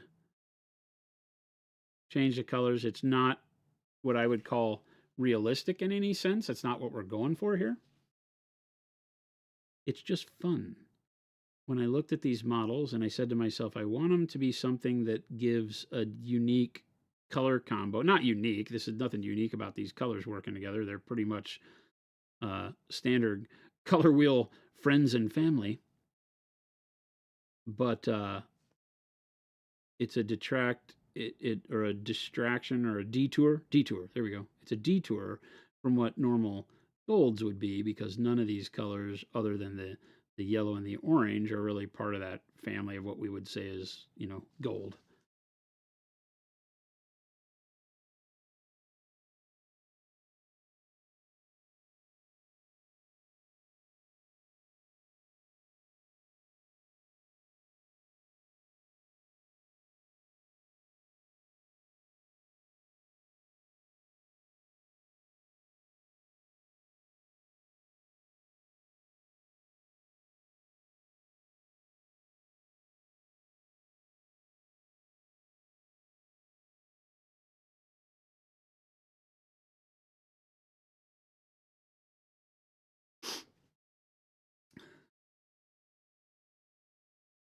Yes, now you're in the after hours chat. Now you belong to me.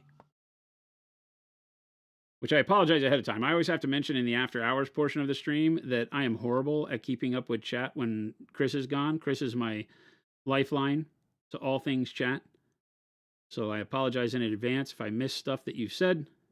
I don't mean to.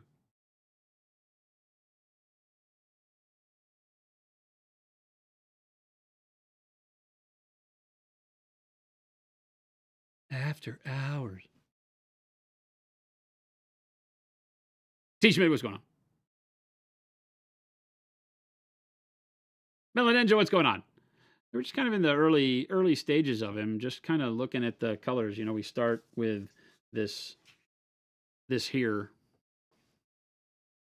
And just having some fun. I was, with these guys, it's hard because they're not all are Jinn like demons. I think they are, right?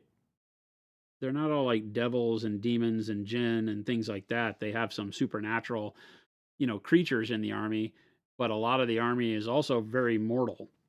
And so having to look at colors that would work was kind of one of the goals, is like, okay, well, if I got to paint, big Jinn and Rakshasa and stuff like that, what color combo can you do that gives them some neat otherworldly feel, but that also then allows me to, wrap that color combo somehow into my mortal units, because you got dudes that are just going to have, humanish skin tones or human skin tones. Although I guess I could do like the whole army in blue skin, but that wasn't the goal here.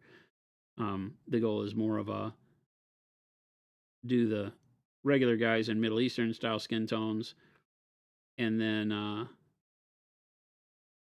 have these colors minus the blue run across the whole army. Now, once I start thinking about doing the entire army in non-metallic gold, I'm going to shoot myself, but it's been nice knowing you. Because there's a lot of things in this army with metal, fully armored dudes. I'm an idiot, but I'm having fun with it. Who cares?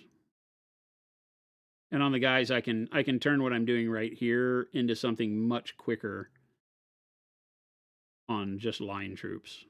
One of the reasons I chose it, because I can go through on the line troops that are mostly armored, and I can do the bulk of what you see me doing right now with the airbrush on those guys, and then just really come in and do the highlights with the yellow and the pale yellow.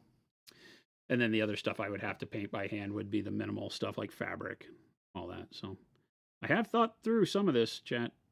Some, not all, but some.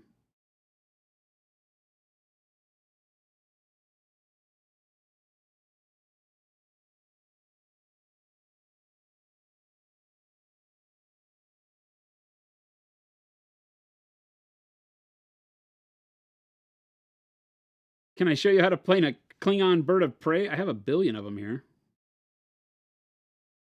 Oh, I don't. Do I? I might have one.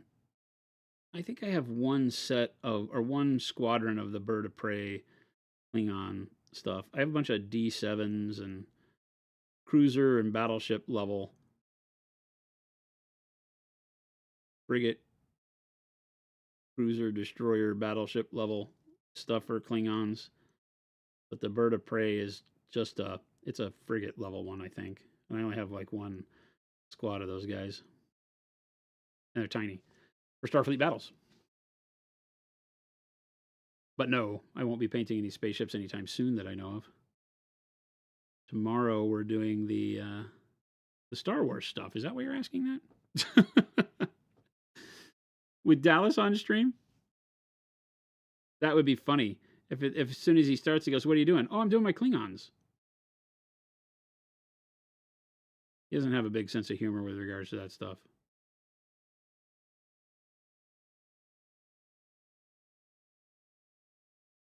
Everybody gets mad at me because I don't paint enough Star Wars.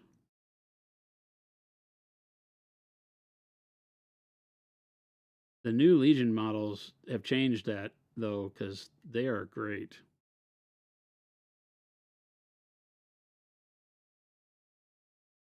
And I already had a Rebel army, but I jumped on the idea of doing it. I kind of wish now, when they had asked me, that I would have done Stormtroopers. Stormtroopers would have been cool to do on this. And it would have been a lot quicker, too.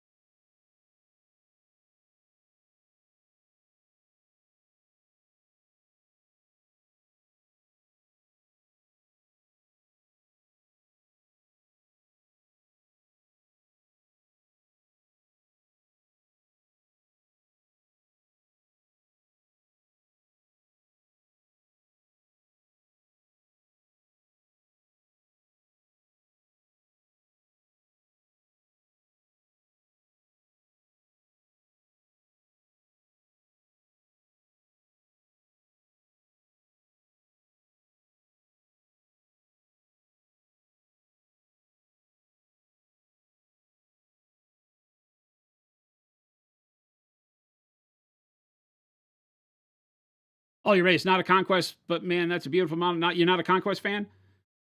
I love these models. Like, just, forget the game, right? Whether you play the game or not. There are some models in the Conquest line that speak to me, like just, I mean, obviously, I've caught the bug and I've never played a game. So, but the game itself is built really nicely too. But the models are just top notch. They have a lot of life and a lot of really neat themes running through them. Whereas, when they first started, some of the themes didn't make a lot of sense to me. I'm not a big Greco-Roman fan, so I didn't care much for some of what I was seeing.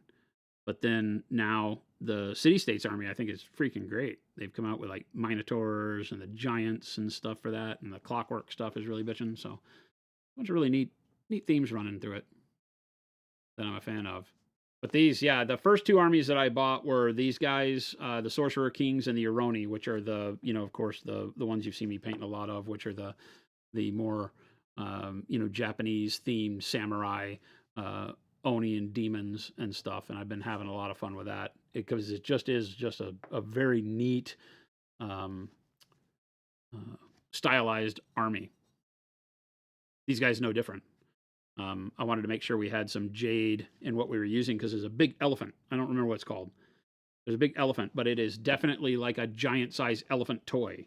It's not a real elephant because when you look at it, it's like a big porcelain elephant that's gigantic, one of their big monsters for Sorcerer Kings. And it's going to be a lot of fun. I plan to paint it as just this neat jade stone elephant, like a statue that was brought to life kind of a thing.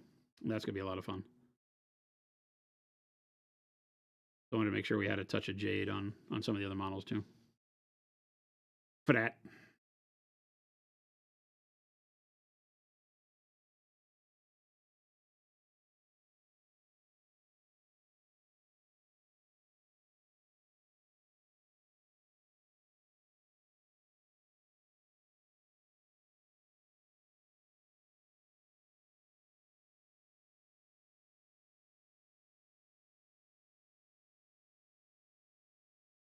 Hi, it's Jordan. Hello. What are you doing, Jordan? Wanted to come say hello. We got a visit from Jordan. Hi. Hi, chat. What are you doing? He's so tall. Hello. I just wanted to come say hello. Hello. I was about to leave, and then I thought better of it. Well, thank you for coming in and saying hi. Of course. Say hi, baby J. Hello. How's stream going? Good.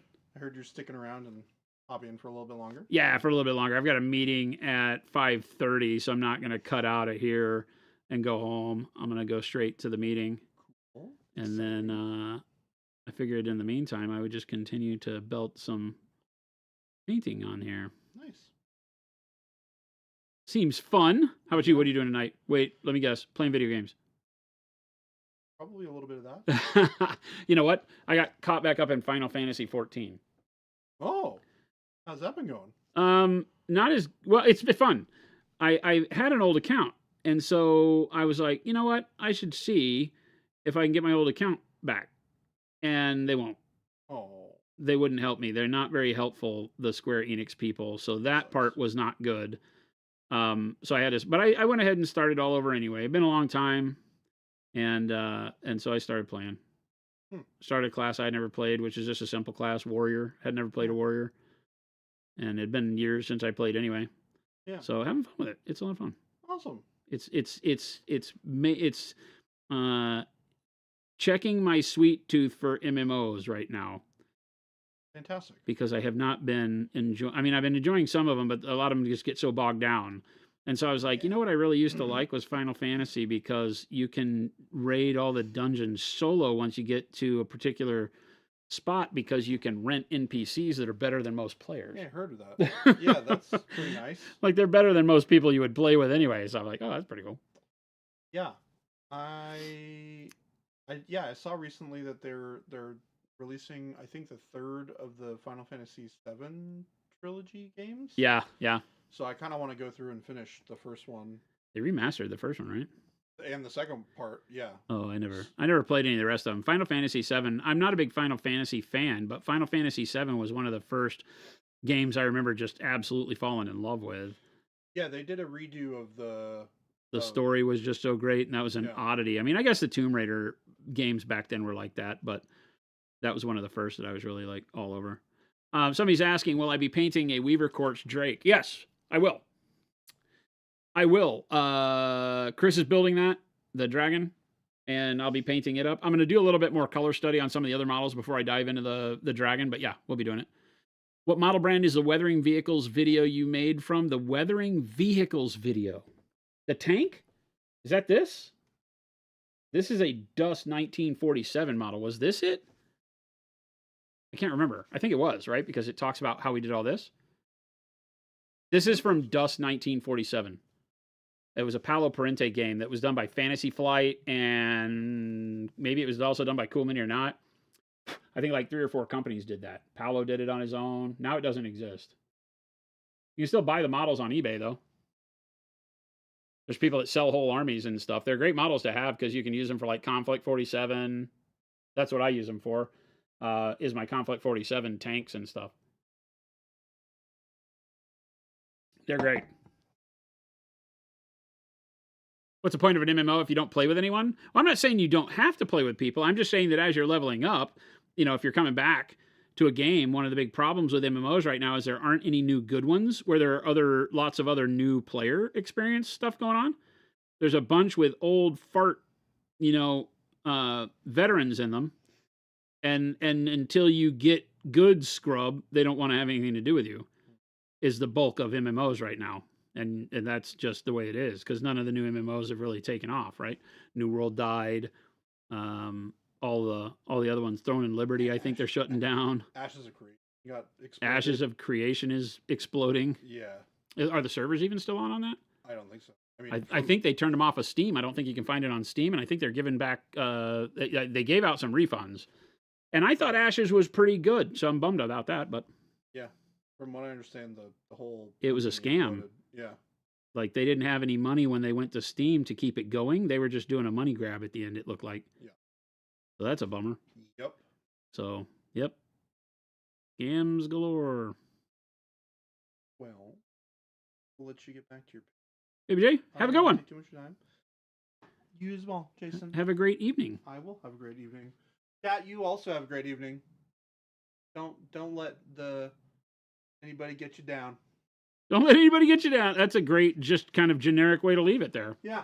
Don't let life get you down, Chet. Yeah, life's great. Let life make more joy for you. There you go. Words of wisdom from Baby J.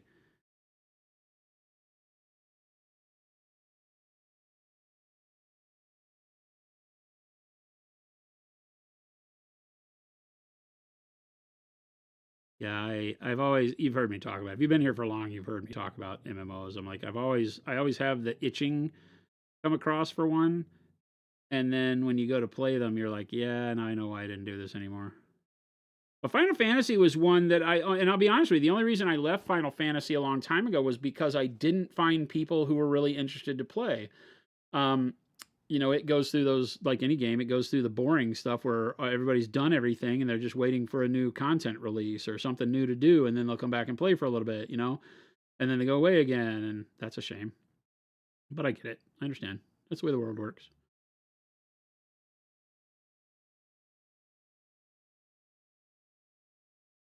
Yeah, Chai Cat. Everybody says that the story for Final Fantasy has gotten a lot better after Realm Reborn, and that's all I ever played, right? I think Heavensward had come out when I quit because the samurai thing was brand new, and the Way of the Samurai quests had been put in there. The job quests for samurai and all that, and I think Red Mage maybe.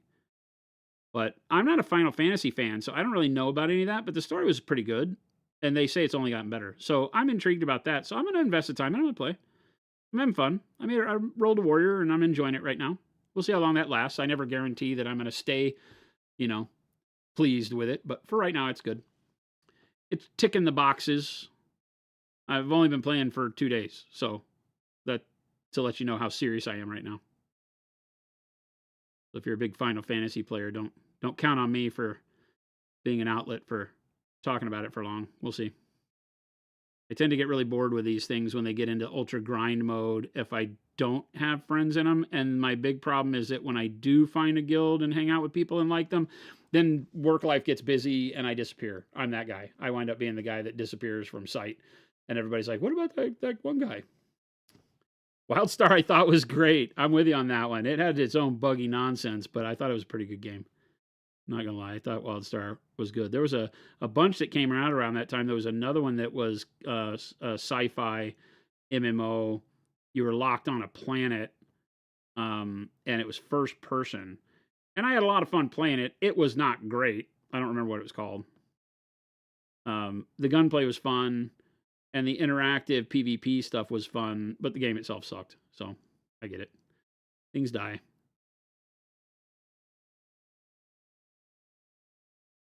You were suckered by Wildstar's art, yeah.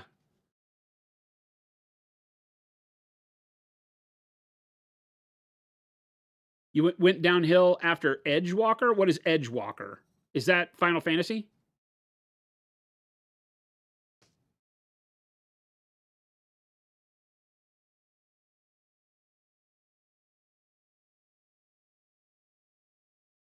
Turn my mouse on so I can scroll back through chat messages. Sorry, chat. Ash's servers are on until Amazon shuts it down because of no payment or the servers need to restart. Yeah. But you can't get the game anymore, I don't think. Like, I could go play my character, but I don't think they're going to do anything. And it's not in a playable state for long. Like, there's no end game or anything. It's like, you're screwed. Mechanical leg tanks are awesome. Instant. Yeah, I love them. I took the Dust 1947 models for the Russian faction in Dust. They have these heavy armored dudes with big guns on their arm, like Iron Man suits, you know, like the original OG Iron Man suit. And they have a whole squad of those, and I made them my early war French because they don't look as Russian. Like all the Russian stuff and Dust was very round, which I thought was more indicative of French with like the duck tank and stuff. And the Russian was more hard edges, except for the cast turrets were round. And so I moved I cut off all the stars because they had like embellishments of the red star on them. I trimmed off all the red stars and turned them into my early war French so that I could have French in Conflict 47, which they don't have French. So Conflict 47 basically relies on just the major powers, you know, Axis and Ally, but not much focus on, you know, the like you're not going to get like a Polish army or Italians. Maybe they have Italians. Oh yeah, I think they did. They had Basigliari or whatever it's called and stuff like that for conflict as part of the Axis, but no French. And for bolt action, my favorite army is my French army. So I play the French because they get a free howitzer. I don't know about that anymore. In the new edition of bolt action, I don't know if they took my beloved free howitzer away, but I still have my French army, and I would still play it.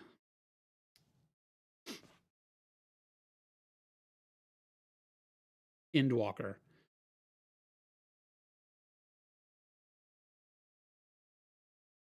Oh, gotcha.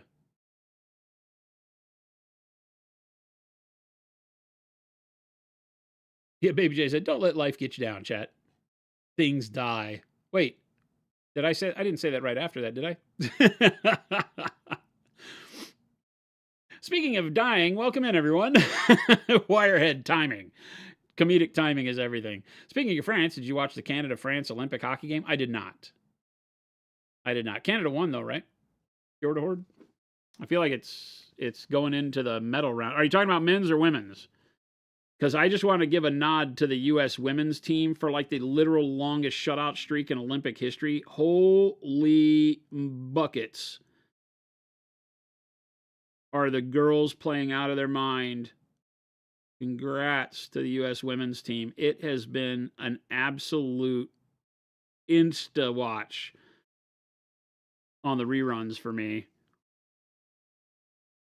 to catch up with all the stuff that have been going on for them. They have just been absolutely holy terrors. I think they have to play Canada for the gold, I want to say.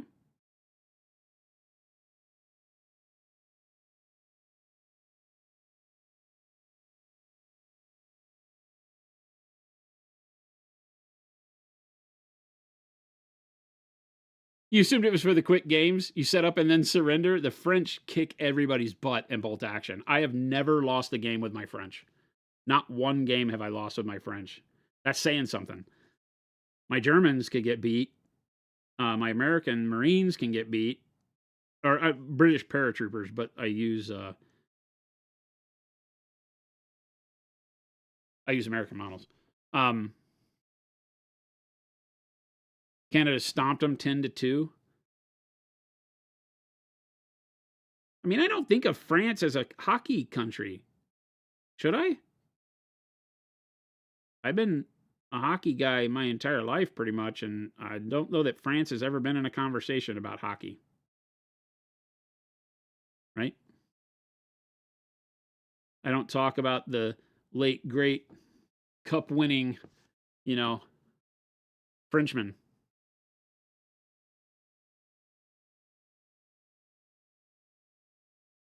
That's not to scoff at France. I'm just saying, I don't know that hockey's big there.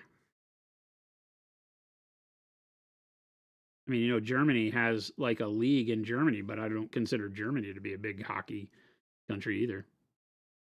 Finland, Sweden, Czech Republic, Russia. I mean, unfortunately, we can't really take this Olympic Games too seriously when it comes to hockey and a lot of the sports because Russia's not there. And they are by far one of the biggest contenders and things like that. When they show like all the people that aren't playing in the Olympics because the Russians aren't there, it's very sad that those guys are out. Would have been a pretty good spectacle. As a French-speaking Canuck, I laugh at some of the play-by-play in French. Oh, really? See, French Canadians, now there we talk about the French in hockey, right? But I'm talking about France French. No offense intended for my Quebecois.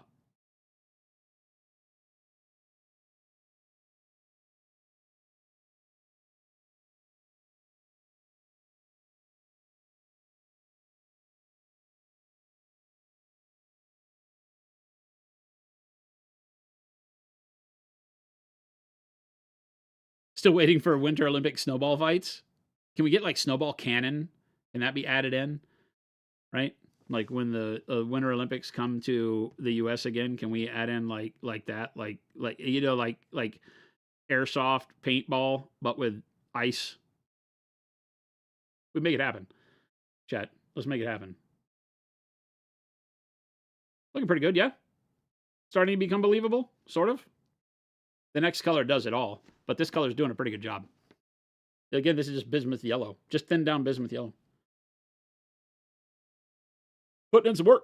Airsoft. We're not making airsoft or paintball products. Somebody asked us that the other day. Why? There's definitely nothing that Procro brings to the paintball game except harder to wash off. That's the only thing. It would be much harder to clean yourself after paintball if you use Procro. Because they use like water washable paints, right? Ours are water based, but not water washable. Like you ain't getting it out. You can take my work shirts as an example.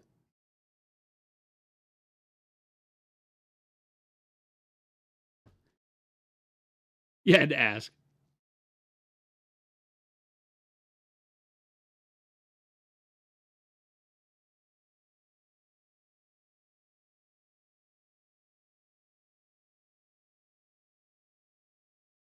It doesn't help that Canada's fourth line would be a top line on any NHL team. Yeah.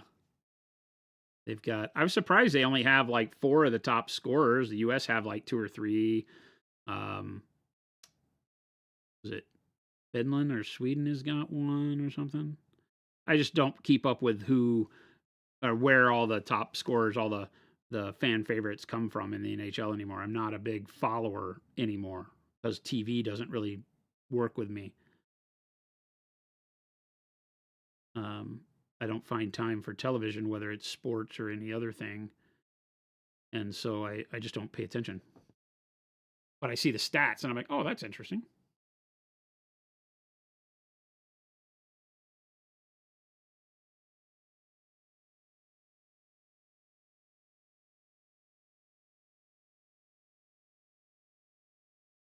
But again, the U.S. women's team currently tracking at over 330 some odd minutes of play without a goal.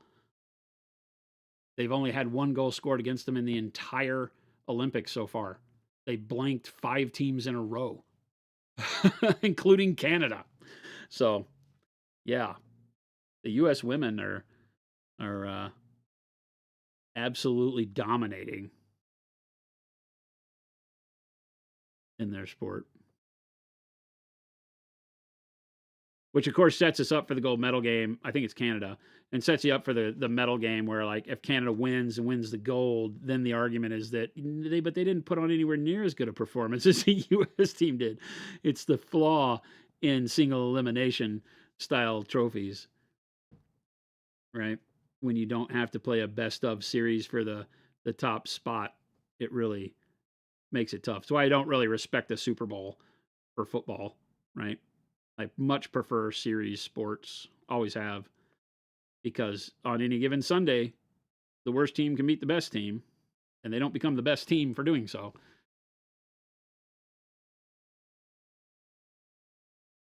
So what I'm hearing is Monument can make paintballs that are hard mode. That way all the rich people can wear Prada and hope they don't get shot. Wait, that's not what I said at all. I don't want to be part of this.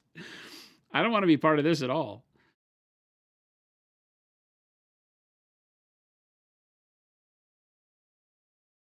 Rattlecan, you're in charge of marketing.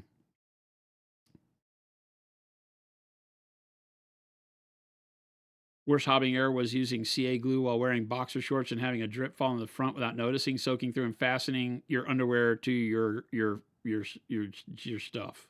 Yes. Yes. Yes, it turns out when CA glue soaks through fabric and glues whatever's under the fabric to the fabric is no bueno. It's not fun. It's happened to me many times. Many, many times. Never in my boxers. I don't know that I could claim that fame, but long sleeve shirts, and you go to take them off, and you got a bunch of momentum with a long sleeve shirt, getting the sleeve off over the wrist, and the glue is always right around the wrist, and you don't notice until you take the shirt off, and then it yanks a big tab of skin off because huzzah, speed, velocity, physics. Physics and the Art of Gluing Yourself to Your Clothes, a book by Jason Craze.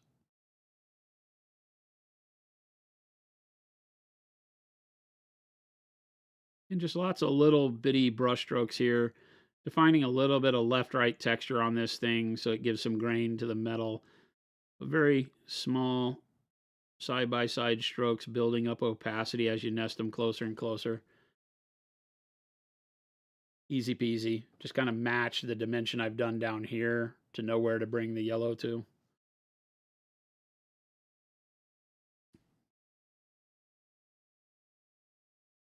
If you're lucky, it was an old shirt and the fabric would stay with the skin. That was easier to take care of. It might be harder to explain if you had to go out to dinner real quick in a short sleeve shirt. Hey, what? Let's talk about that patch of flannel on your wrist, Jason. What's that all about?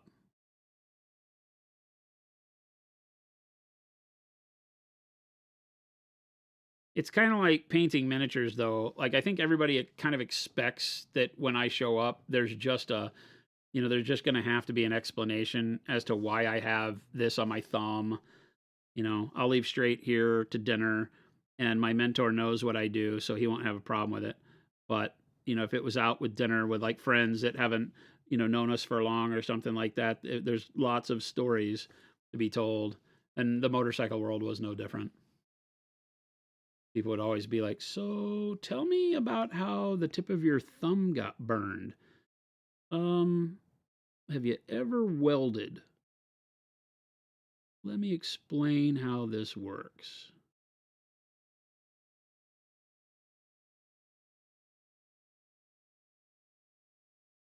Or actually how it works for stupid people like me, I guess is the way to say that.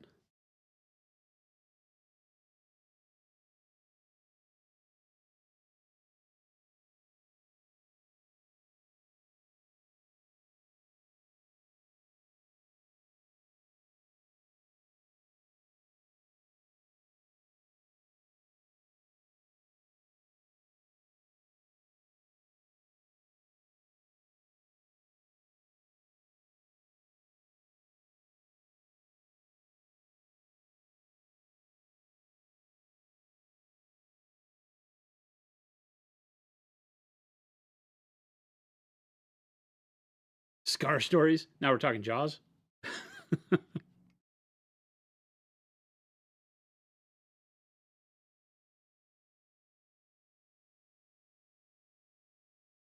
Gonna need a bigger boat.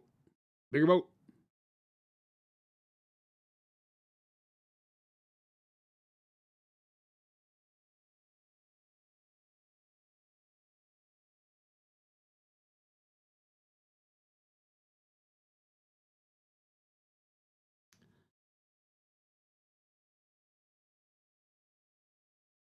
Ghost Hunter. Oh, good. They fired Chris. No, it's after 4. He goes home. He has a life. I have been writing Chris very hard for years now. I can say that. Years now. He's worked with us for years. And I've been trying to get him to leave on time and treat everything by the books. It doesn't mean I'm sad when he won't hang out with us. I can still be sad, you know. But I have been trying hard to get my team to go home. Because if they learn from me, they'll work forever. And that's not healthy for them to do. So I always push them to get their job done during work hours. If they don't get their job done during work hours, there's a problem. We need to discuss that and go home. And I tell him all the time, as much as I rib him, here on the stream, is I tell him all the time not to feel pressured to stay with me when I do these things.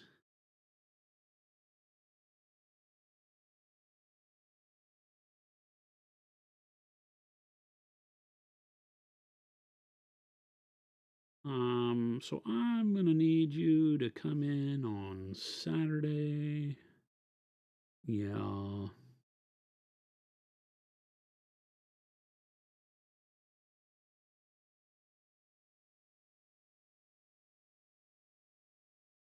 Horrible glue disfigurements. Speaking of horrible glue disfigurements. Oh my God. Oh, we're talking about the hockey Florida Horde? Yeah, it's not always the goalie. I mean, the goalie makes sure that the shots against don't go in the net. That's their job. But it's the defense and the offensive's job to make sure that they don't have to face any shots that are hard. Right? A good defense prevents as many goals as a good goalie in the best of cases. Not always the term. Sometimes you need a superstar, especially if your defense sucks. But when I was coaching, the biggest things we always had to do, especially with offensive coaches, was get the offense to understand how to drive the boards in the offensive zone to weaken their defensemen and to back check when they came back into the zone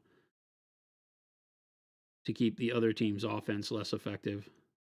It's not a glorious job and nobody likes doing it. Everybody likes scoring goals.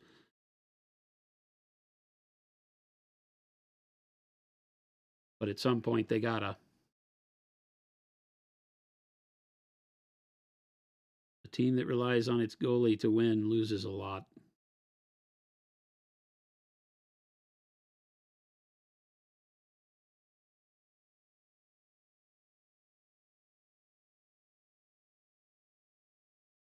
I'm sorry, there was another question up here. Horrible glue disfigurements. A month ago, I had an accident with an Instacure model glue, like resin.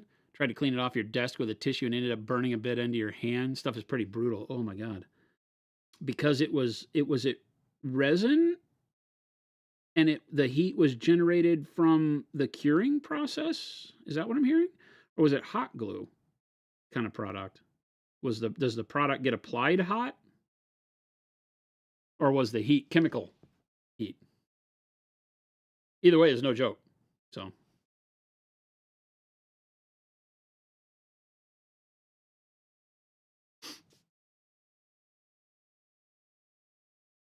we the people feel he should feel pressured to stay.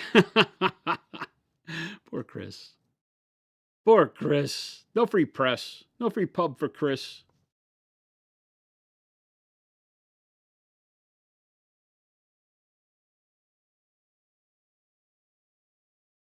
No, because he's the kind of guy that'll stay here working all night. Like he may not even be going home, right? Like we asked him what he was doing, and he said he was taking a break.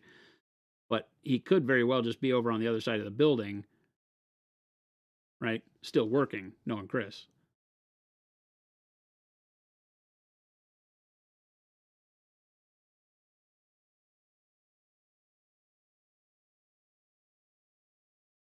And make sure I get enough of this yellow on here that my brighter highlight has a place to sit, but also leave enough of this undertone coloring to keep it interesting, because I'm really liking the magenta and all the other colors we got going on here. They, as we go further into the shadows, you know, they just become dark purple and they lose a little bit, but are still interesting down here. A little bit of a secondary shine on all these cylinders.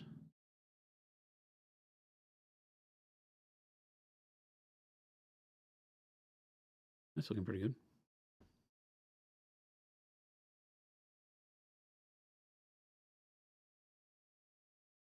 Remember, when doing non-metallic, one of the things that really pulls it off is to go into your deepest shadows and catch little bitty highlights on bits that stick out, like that little nub down there can get a little bit of shine on the corner, like so, right? This little area here, and the edge, right? Remember that light will diffuse down an edge, so you can keep that. This isn't our brightest color, so I'm not afraid of pushing that all the way into the shadow and trimming that. I don't want to do too much more than that. And we probably won't run our brightest color down there, but having that set up the edge into the shadow gives us a lot of definition when we do put the brightest color up on the top areas.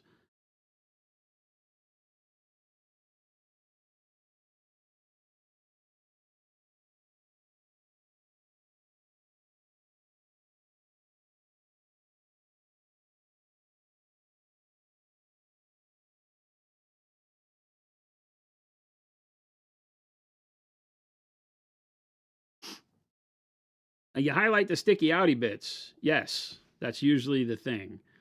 Always highlight the sticky outy bits.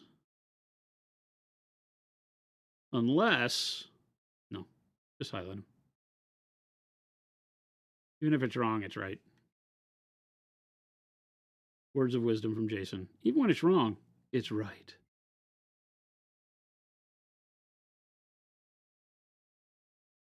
You can use that the next time you get in trouble with your spouse. You just tell them, so the guy on the internet said that even when I'm wrong, I'm right. Tell him I sent you. I hope that in somebody's life out there, I actually am known in the house as the guy on the internet. Right? I want to know that there is some marital relationship someplace where one spousal unit asks the other spousal unit, so is this something the man on the internet told you again? I want that to be a thing. I really do.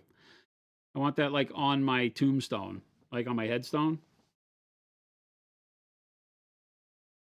Be like, the man on the internet told me so. Your ex-girlfriend called you your fake internet dad? Well, now I know why she's your ex.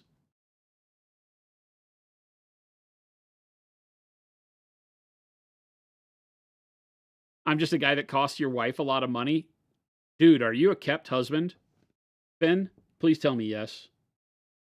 I'm going to write a book about all the relationships that have me in them. Just even as a side player, right?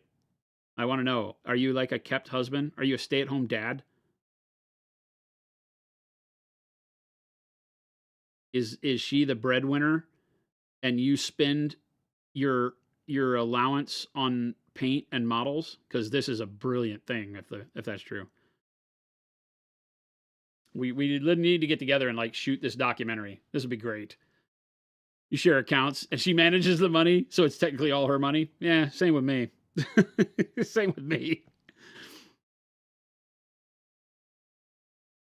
I haven't looked at a bank account in, I don't know, 10 or 12 years. Jen does all that. She could be silently building up stock to disappear, take it all with her. And I'll be sleeping on one of your couches here pretty soon. So always have it in the back of your head. If you're one of these families, right, that I need you to speak with your spousal unit and let them know that, hey, right, the guy on the internet that has been such a great force in my life may, I'm not saying it's now, but may at some time in the future, yet to be disclosed, need to sleep on our couch. And let me know what everybody says. I'm going to need some feedback on this one. You've been seeing occlusion shadows being mentioned by a lot of YouTube painters lately. What are your thoughts on it on miniature scale? Is this something we should be chasing? You can. You're basically just forcing the shadow from, the something on the model to form a dimension across it. I think that on very high-end display pieces and busts where you know that it's always going to be displayed facing in a particular direction, that this works very well. I think that in terms of general model usage, it's horrible because it's never going to look right? It's why I say on gaming miniatures to really stick to your lighting being from above, 10 and 2, right? So your light either comes from here or here. I typically don't do it at noon because that causes really drastic shadows that don't look right, and a lot of dimensions across models are linear. And so if you have a shadow that's linear, it makes less interest. So if you give it that slight angle at 2 o'clock or at 10 o'clock, you create a bunch more interest on the model. But if the models are, like this guy's here and the shadow's coming from this way, and this guy's next to him with the same shadow but turned around for some reason, it doesn't look as odd as when you do things that are like the shadow, the four shadows, real harsh OSL at a direction on all your models, because as you move around the table, they all look disjointed. So for gaming, I never think it's a big deal. For display models, it can be great. The shadow on the chin, the shadow on objects across in front, the shadow of things out of frame, right? I think that one of the best things that you can do to bring drama to a model is, like, you can imagine, like, the face, and it has the shadows across it, like from the blinds, like it's looking towards the window. You can just generate so much of the world around the model that isn't in the model that can be really great. But you have to pick and choose. Like with any technique or effect, you have to do it wisely. You have to be able to pull it off well before doing it for it to make sense, because you're fighting against the human eye, and the human eye knows what things look like. Even if people can't put it into words, they don't know what to call the thing they're looking at, but they know it isn't right. It's like, I don't think that's right. Everybody, when they see, I saw a very, very good painter the other day, posted something on Putty and Paint, which, if you're not familiar with the Putty and Paint website, it's a great resource website to go look at for people that paint. I don't agree with the way they run it. It's an invite only kind of rarefied air artist place, but you put your models up there, and they get voted on. But there was one on there the other day that was painted flawlessly, except the flames were upside down and the way the coloring of flames go. And while they were done very well, there's things like that you're like, right? Why is that like that? That's not how that looks. You spent so much time doing all this other really great realism on this model, and you messed up with something as simple as flames. So you just got to be careful in your execution. As artists, perfection is never what you're going for, but you have to be damn well certain that if you do something in a way on the model, that all things are done that way on the model. If it's why I say, like, when doing banners on Space Marines is one of the big ones I bring up from time to time, is that you'll see people who paint a Space Marine in the standard way that they paint, and then they do this crazy freehand on a banner that looks like Picasso. And you're like, okay, well, the Space Marine doesn't look like Picasso, so the banner can't look like Picasso. Right? There's a disjointed presentation there that doesn't cut it, doesn't work, makes things look really jarring to people who just don't even know. You don't have to be worried about giving it to critics.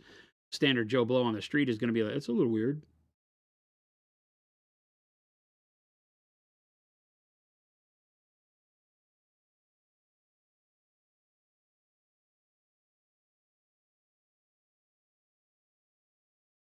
It can still be pretty messy with this yellow because we still have a brighter yellow to define everything with. One of the things to remember when painting is that you can always be a little loose with a color that's going to get covered with another color, should you choose to be. You don't have to be. You can define it as well as you want. But if you have another color going over, especially in this case, the next color is the edge highlight. And when we put an edge highlight over all of this, it sharpens everything. So even messy blends and messy application of texture and stuff, when you sharpen that edge, it's why you can go in and airbrush something 99% and then do an edge highlight on it, and it makes all the airbrushing look tighter. It doesn't look as fuzzy anymore, just by framing it in with some sharpness.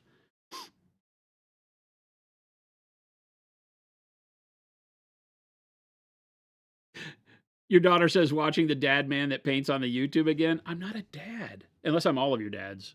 which I am not paying that child support, by the way. We've had this conversation, so don't anybody send me bills or court dates. I'm not having it. But Dad, you said.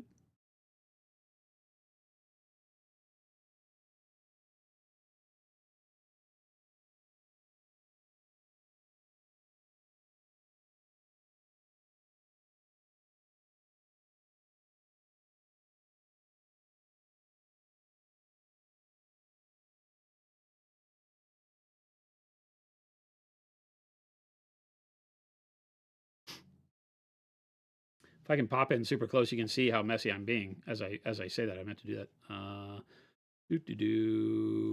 Oh, that was the one. That was the right one. I just moved the window that lets me pop in close. Bang. All right, so you can see I'm not really worried about the texture I'm applying.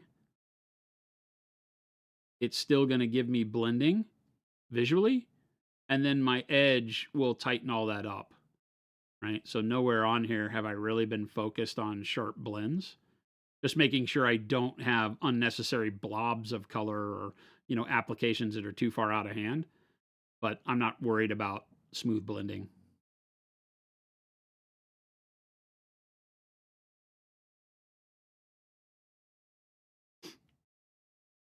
I just broke the space-time continuum if you're my dad, Avian. How old are you? Wait a minute. I watch a whole thing because this is what I do in my free time about how you can't go back in time. Everybody's pretty sure that's a non-possibility. Forward, they're actually pretty sure you could do that. But you couldn't go back.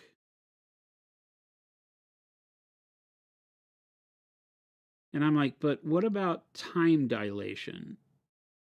How does that work? Is time dilation going forward, I guess? Here's where my brain rots, right? Is that we come back younger, everybody else has aged, so you've traveled into the future. Yeah, okay, gotcha.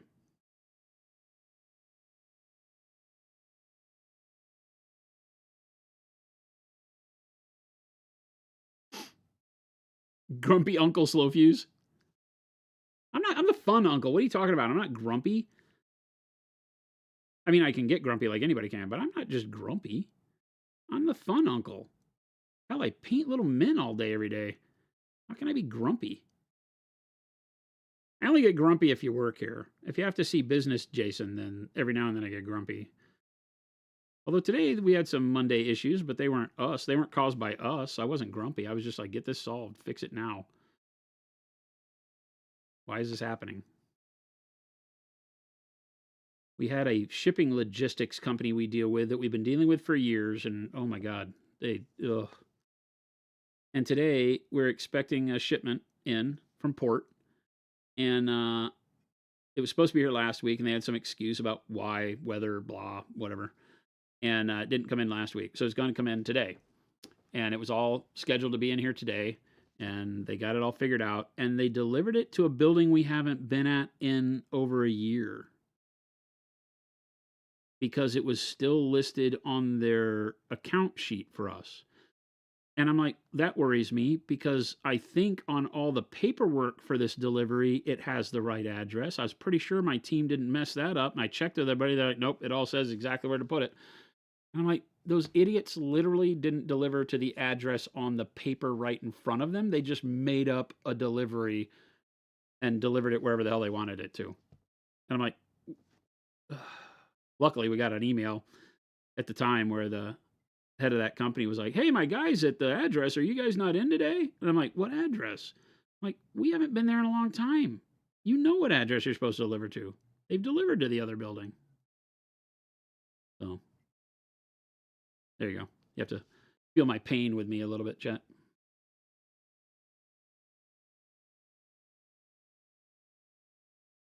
Starting to look pretty good, huh?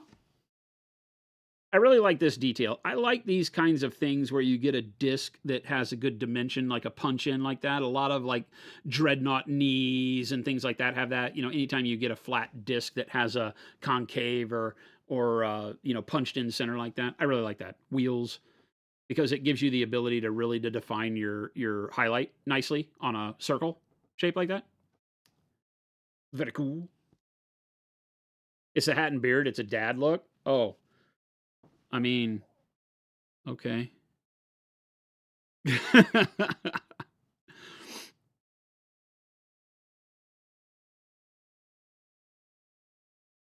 Give us some sugar. That's what grandmother does.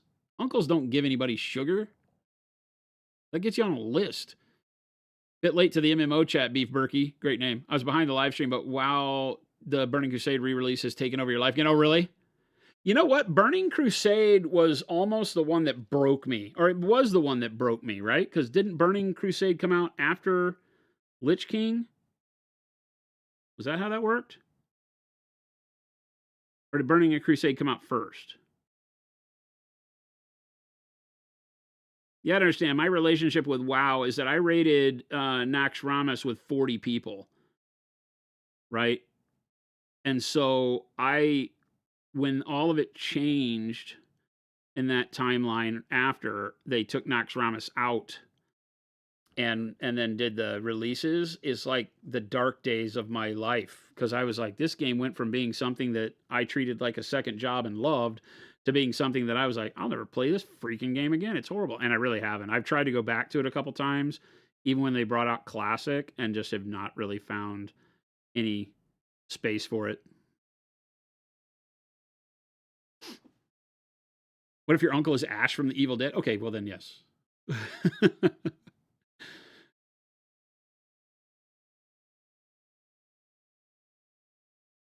Yeah, Burning Crusade nearly broke me. Then Lich King brought me back, and I had fun during Lich King. Except that, of course, the raids had all changed to 20-man max, I think, at that point. But I had a lot of fun with Lich King because of like the cool hard mode dungeons with, I forget which one it was. I always talk about it. My favorite raid of all time with them, the one that had like 3 drakes and then the main dragon that you had to find. And if you left the drakes up during the dragon fight, you got ridiculous loot if you won. And we were server first for Horde side. I can't remember. I don't know that we were we were first Horde on our server that did it with all drakes. And I got the mount. Ha ha! I got the big black drake mount or whatever it was, the big black dragon, which was a lot of fun. So I love that kind of stuff. That challenge, right? That makes it to where, I mean, that was the part that made it feel like a job though, right? Can't deny that. That will make it feel like you're always either at work or paying attention to your WoW gear. And I'm glad I don't do that anymore. I still love playing games, but I don't treat any of them like a job.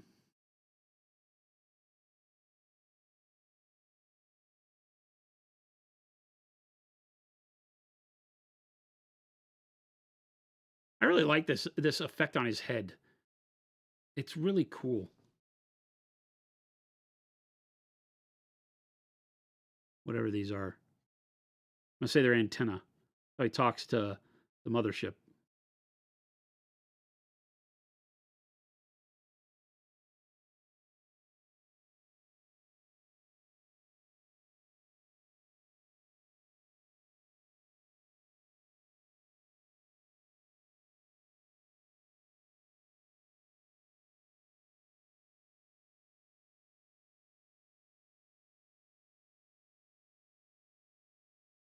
It is time consuming, yeah. Original BC Wrath, got a job. Cataclysm is your time. I quit at Cataclysm, yep. Yeah, I quit at Cataclysm. When they brought Cata out, and it was the most unfun launch I think I'd ever taken part in my life, and I was like, nope, can't handle it. Done. I don't even think I leveled up. I think I went back at one point and started a shaman.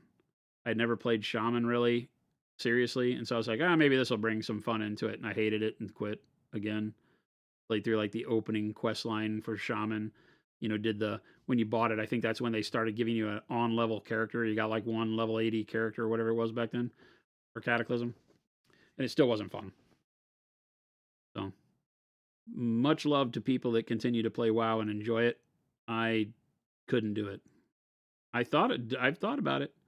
Don't think I didn't think about it recently when I reinstalled Final Fantasy. And what's the other one? Albion Online, right? Another one that has been around for quite a while that I jumped into. Eve, went back to playing some Eve, but I can't do that anymore either. I jumped out of that as soon as I joined Test Squadron I was like, done. I can't do it. It irks me. There's a lot of people sitting around doing nothing, and I just want to do stuff. And every time I want to do stuff, everybody's like, oh, yeah, well, I got to come out my sock drawer, sit here and spin my ship in space.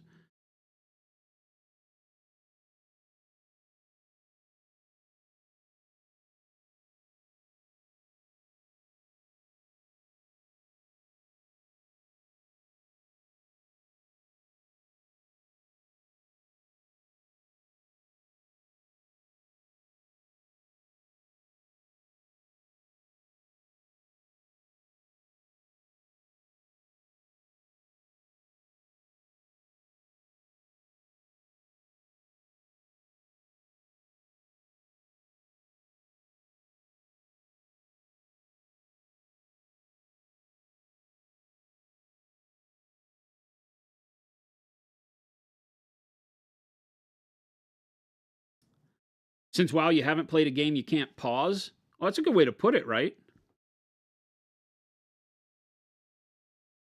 I think, earlier, I think Mo wasn't it Mo that asked me, like, what's the use of playing an MMO if you aren't there to play it with other people? And I think maybe you just hit it on the head, is that when I'm playing solo, I can hit the pause button. I mean, not if you're in the middle of like a dungeon or something, it might be hard, but I can still go run off into a corner. I don't have to ask anybody permission. I don't have to, wait for somebody else to get their act together, you know? So I do like playing solo MMOs, but I do get it too that a bunch of what it's built around is the social aspects, and I do agree with you. They should be taken advantage of, but if you don't have to, I'm okay playing solo. And it's funny because I know this is true of the world because all these MMOs do better when they have really good solo content. And it's weird. It would be a good social studies paper to see why that experiment has failed to the point to where your MMO can't survive if it doesn't have the ability for me to play alone, which is completely against what it is. It just means there's an auction house that other people do the work so I can buy easy, cheap stuff, right? Or I can go do whatever I want to do, and there are other humans out there that do the work I don't want to do, and I'll go buy it from them on the auction house, because that's really the only way I play MMOs until you get to a point where there's dungeons to run. I'm saying that out loud for the first time, and it sounds kind of cheap to say it that way, but I think that's maybe the point, right? Is that that's really the social aspect of MMOs now, is that other people do work in the MMO you don't want to, so if you don't like farming and stuff, you can go buy food from them in the auction house, which is why MMOs that don't have auction houses suffer so badly, right? Because then I have to do everything myself. Aha! I think I just solved the hunger crisis. That detail on his head is bitching. I like that a lot.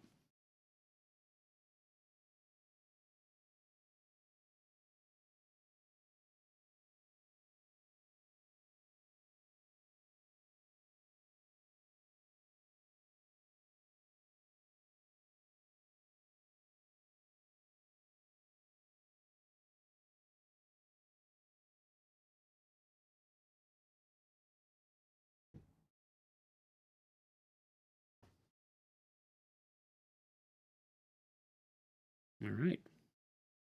I think that's it for me. I got to get prepped to go to my dinner. But I think we powered through. Did I get all the metal-ish? I think so, right? Look at me, chat. Oh, I didn't get that part. That was my goal, was to start out and get this pretty far down the line, so that the next time we look at him, we can just do the final highlights on the metal and be really close to done on that. But the gold's starting to look good. It'll tighten up as soon as we get the bright pale yellow on it. That'll give us the actual shine. But you can see a lot of the shapes and everything are already given good reflective quality to it. The basic shapes will always look better until you put the last shine on it. Anything more complex might have a little bit of a hard time finding the reflections until you put the bright spot, like on all the bumps and things like that, to pull them back out. But looking good.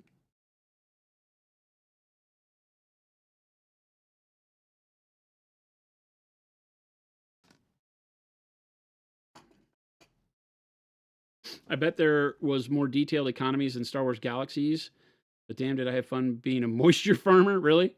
That's so Star Wars Galaxies. Wait, is that you could be a moisture farmer in that game and just like nobody would talk to you? That sounds horrible to me because I don't think the gameplay loop would satisfy me. I need to kill stuff.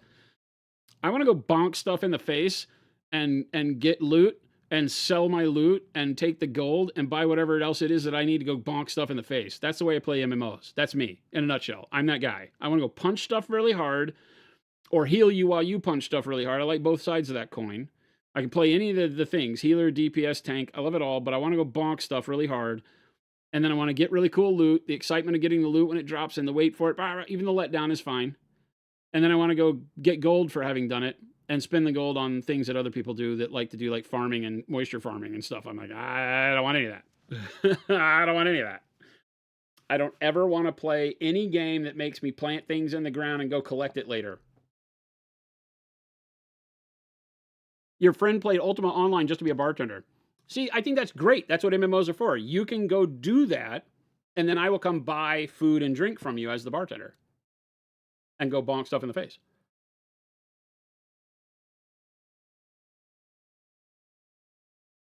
Well, it's 100% the guild you're in that makes the game. 100%. 100% Beef Berkey. 100%. The people you play with and their energy for it as a group will keep it going or have it die for you 100%. That no truer words have ever been spoken. If you find a good group to play with, regardless of their activity rate, if when they are active, they're doing things that excite you and you can be part of it, then yes, that's it. It would be so great. That's the thing that makes them great. The ones that push you into having to do PvP all the time or stuff like that are ones that alienate. I like PvP, but for a lot of people, they're just not interested in it. So, all right. Pretty good stuff. I think the things on his forehead will be gold too, but I'm going to hold off on that. It'll be easy enough to go back in and paint them gold once we're done. I don't know what it is. They're not like tied to anything. They're like maybe gems or something. They didn't have what I thought it would be, which is like a loop with beads on it from the hat. It's literally just like these 3 dots. So I haven't figured out what that is yet. So I haven't painted it, but looking pretty good. Got pretty far today. Some good stuffs. Thanks for hanging. Hopefully when Chris was here, we got to some of your questions. But as always, thanks so much for hanging out with me. I'm going to move over to the other camera real quick. I'm going to turn my mouse off here, move over to the other camera, find somebody to raid, and give you the outro. So hold, please. I shall return.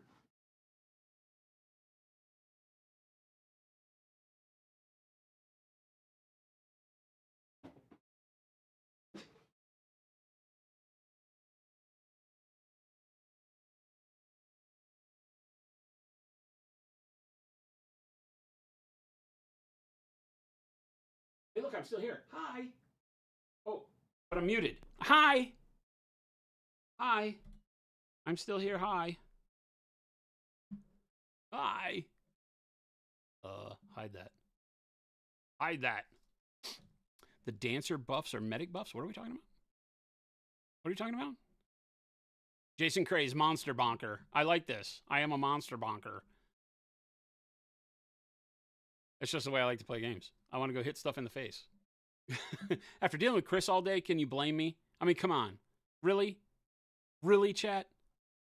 What kind of games do you like, Jason? The ones where I get to kill people.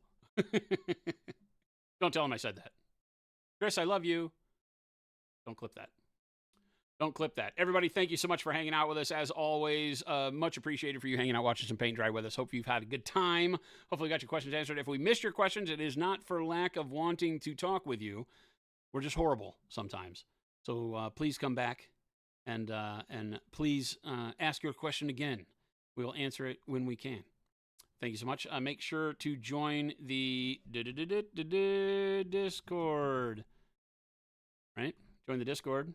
Because that's where all the fun really happens. This is a pale comparison. They had entertainer buffs and medic buffs for your character. People had scripts for doing it. Oh, that's funny. That's funny. And then, of course, the store, straw is not how you spell that. And then, of course, I think I just do this, and it's the EU store. What? We have 2? You wouldn't believe it. We're working on more. Hopefully Canada, Australia, the UK are coming soon. But don't tell anybody I told you that. So yes, you can shop all around the globe for our wonderful things. Thank you for your support. Try some paint. Have some brushes. Have some fun. Put paint on models. Like, what are you doing sitting there watching me? Aren't you painting? If you're not painting right now, what are you even doing with your life? Hopefully you're working. making money to buy stuff to go paint. Have some paint. Therapy. Have fun. Thanks for hanging out with us. Stick around. I am going to find us somebody to raid. Show some love in the chat we wind up in. I'm going to dodge out to dinner, and we will be back again tomorrow. Remember, tomorrow's stream has got Dallas from AMG along with El Firespray doing some Star Wars Legion in prep for our Adepticon run to attempt to beat the giant, the unholy giant that is Dallas and his WTH army that we're going to have to go up against. We don't even know what we're facing. So it'll be a lot of fun. Come join us for that, and we will catch you back here later. Adios, gang. Oh, where's my thing? There's no button pad. Where's my button pad? Oh, chat. I'm horrible.